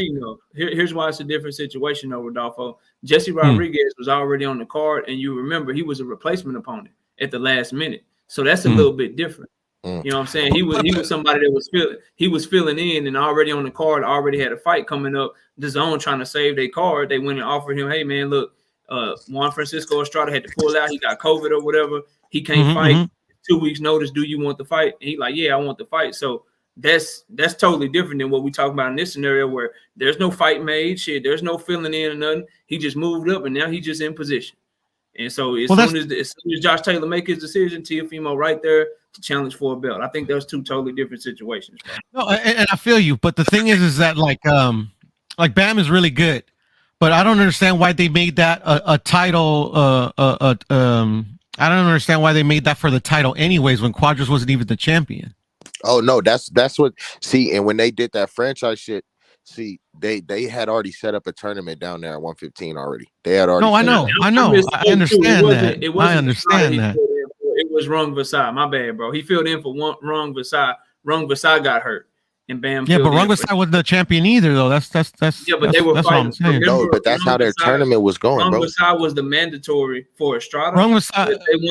They wanted to make Estrada and Chocolatito, so they elevated Estrada to franchise, and they allowed Quadras and Rung Vasai to fight for that vacant belt.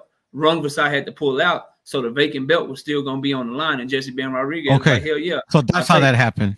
All right. Yeah. Because the way that they had explained it on their page, they were saying what they was going to do is they was going to make Estrada, after the whole Chocolatito Estrada fight, they made Estrada franchise champion. They freed up the world championship belt. And I guess it was going to be Rung Vasai versus Quadras. And didn't all those guys fight already? Like haven't I know that part. I know that part. Yeah, they fought before, bro. Yeah, so that was their whole thing. They were saying how they already had great fights in the past, so that's how they were doing it with that 4-man tournament, and it was gonna be Quadras and Ron Vasai for the WBC, and then what's the name, and Chocolatito was supposed to end up fighting, and then the winner of those two fights was gonna be the sole WBC champion. Like they were gonna end up getting rid of that franchise shit. And that's why on my bad, Richard. And that's why Rung Vasai and Bam are rumored to fight because Bam was a replacement for him. So they want him to fight Rung Vasai because it's only right because he stepped in for Rung Vasai. Yeah, but I think it would be better for him to fight Estrada better so they can just get like literally they could see, you get what I'm saying? Because he's holding a I mean, so they could truly get rid of that fucking franchise belt, and they would truly get rid of it by them two fighting. You get what I'm saying? No, they're about to, but they doing it with a tournament. But damn, I didn't know motherfuckers wanted. No. There was no franchise title until the tournament was created. No. Yeah, that's a fact. But their whole thing is that. Well, yeah, and that's another thing. Why even bring this shit up if you're gonna make everybody fight anyway? It don't really make no sense. But I truly don't have a problem with it because there is an end to it, and they trying to damn near end it fast. You know what I'm saying? Yeah, but there'll only be an end to it if the guy that holds the franchise and the guy that holds the world fight. Was Estrada and Chocolatito supposed to fight? They were. Yeah. They were supposed to fight. Yeah. It's damn near prime to happen though. That's what I'm saying. It's prime to, like this whole 115 situation is prime to happen way faster than this whole 135 situation. You know what I'm saying? We're not gonna have that problem with them. I don't think we're gonna have that problem because them little guys just fighting regardless. You know what I'm saying? I know they're gonna fight regardless, and I get where you're coming from. I'm just saying that they were primed to fight in this tournament, but then fucking COVID or whatever happened, and then they weren't. You get what I'm saying? So like nothing is guaranteed. So you don't think Estrada is fighting Chocolatito next for that franchise? I don't know who he's fighting next. I think that's what's going to end up happening, and then I think the run beside Bam is going to happen, and then I think those two winners are going to fight each other. I think that's what's going to happen, and I don't have a problem with that. No, I don't have a problem with any of those fights. I just, just for us, like here that we argue this shit every fucking weekend or whatever. But you get what I'm saying? To get rid of these fucking belts. That's all I'm saying. I mean, they're gonna fight. It doesn't matter who they fight. I like that energy, man, because I like that getting rid of the franchise energy. I love it. I'm just saying for us here. I mean, because like me, yeah, I wanted to be gone, but I got no say. Like I could fucking go on a hunger strike. They don't give a fuck. I never care for extra belts. You know what I'm saying? I never will. You know what I'm saying? It just, if you're gonna do it, you got to do it in every division too. You know what I'm saying? If you're gonna keep it, make it where in every division, so we won't have this dispute if it's recognized or not, and lay the guidelines right. If you're not gonna do that, get rid of it. Hey, yo, and Beans, Mauricio already said he wasn't putting that shit in every division. Yeah, Mauricio's gonna do what, however much money a promoter's gonna pay him to do. I don't like that. Then you know what I'm saying? Because all it does is create confusion and give them extra sanction fees, and I don't like that shit. To be honest. Yeah, it's all bullshit. Most like they shouldn't. I mean, as soon as Sorong Vasai and this other dude, I don't know. They shouldn't have fucking made a franchise for that shit. No, in the first place, bro. The thing about the franchises when they first made it, it wasn't good, but it wasn't as bad as what they doing now. Like with the whole Canelo shit, him moving up, like then it makes sense. All right, he's moving up to pursue something else in another division, and if he wants to come back down, he'll be primed to fight. He'll be in prime position to fight the guy who they ended up giving the belt to. You feel me? Since you became franchise champion, that type of shit makes sense. But when it does start getting real goofy, when it's like, oh, we're giving you a franchise belt so you can go unify the division. But then it's like, well, unifications have been happening. I thought the franchise was only for skipping weight classes and shit like that, and then coming back down to come get your belt back.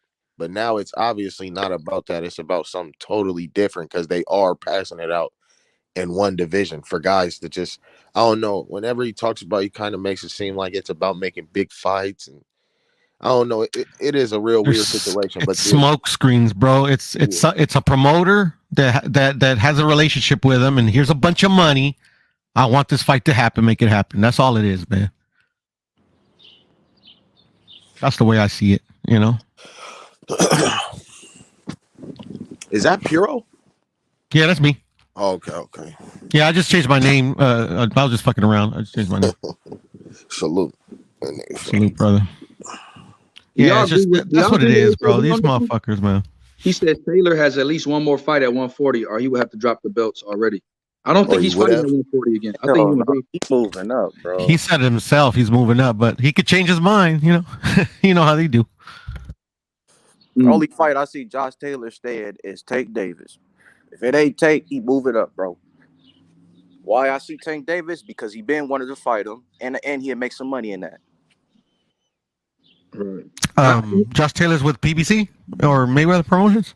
No, hell no. Oh, okay, all right. Exactly. So, Hero, he not staying. He not staying. Yeah, that's what I was like. Hey, Tira, what you mean by that, bro? I'm confused. I'm lost.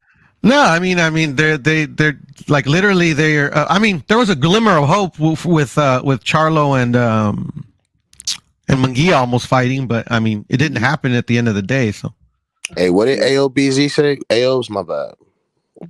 He said, oh, this right here. He said, wrong. No, one more. It was the next one up. Oh, he said Tank don't want no smoke. Oh, no.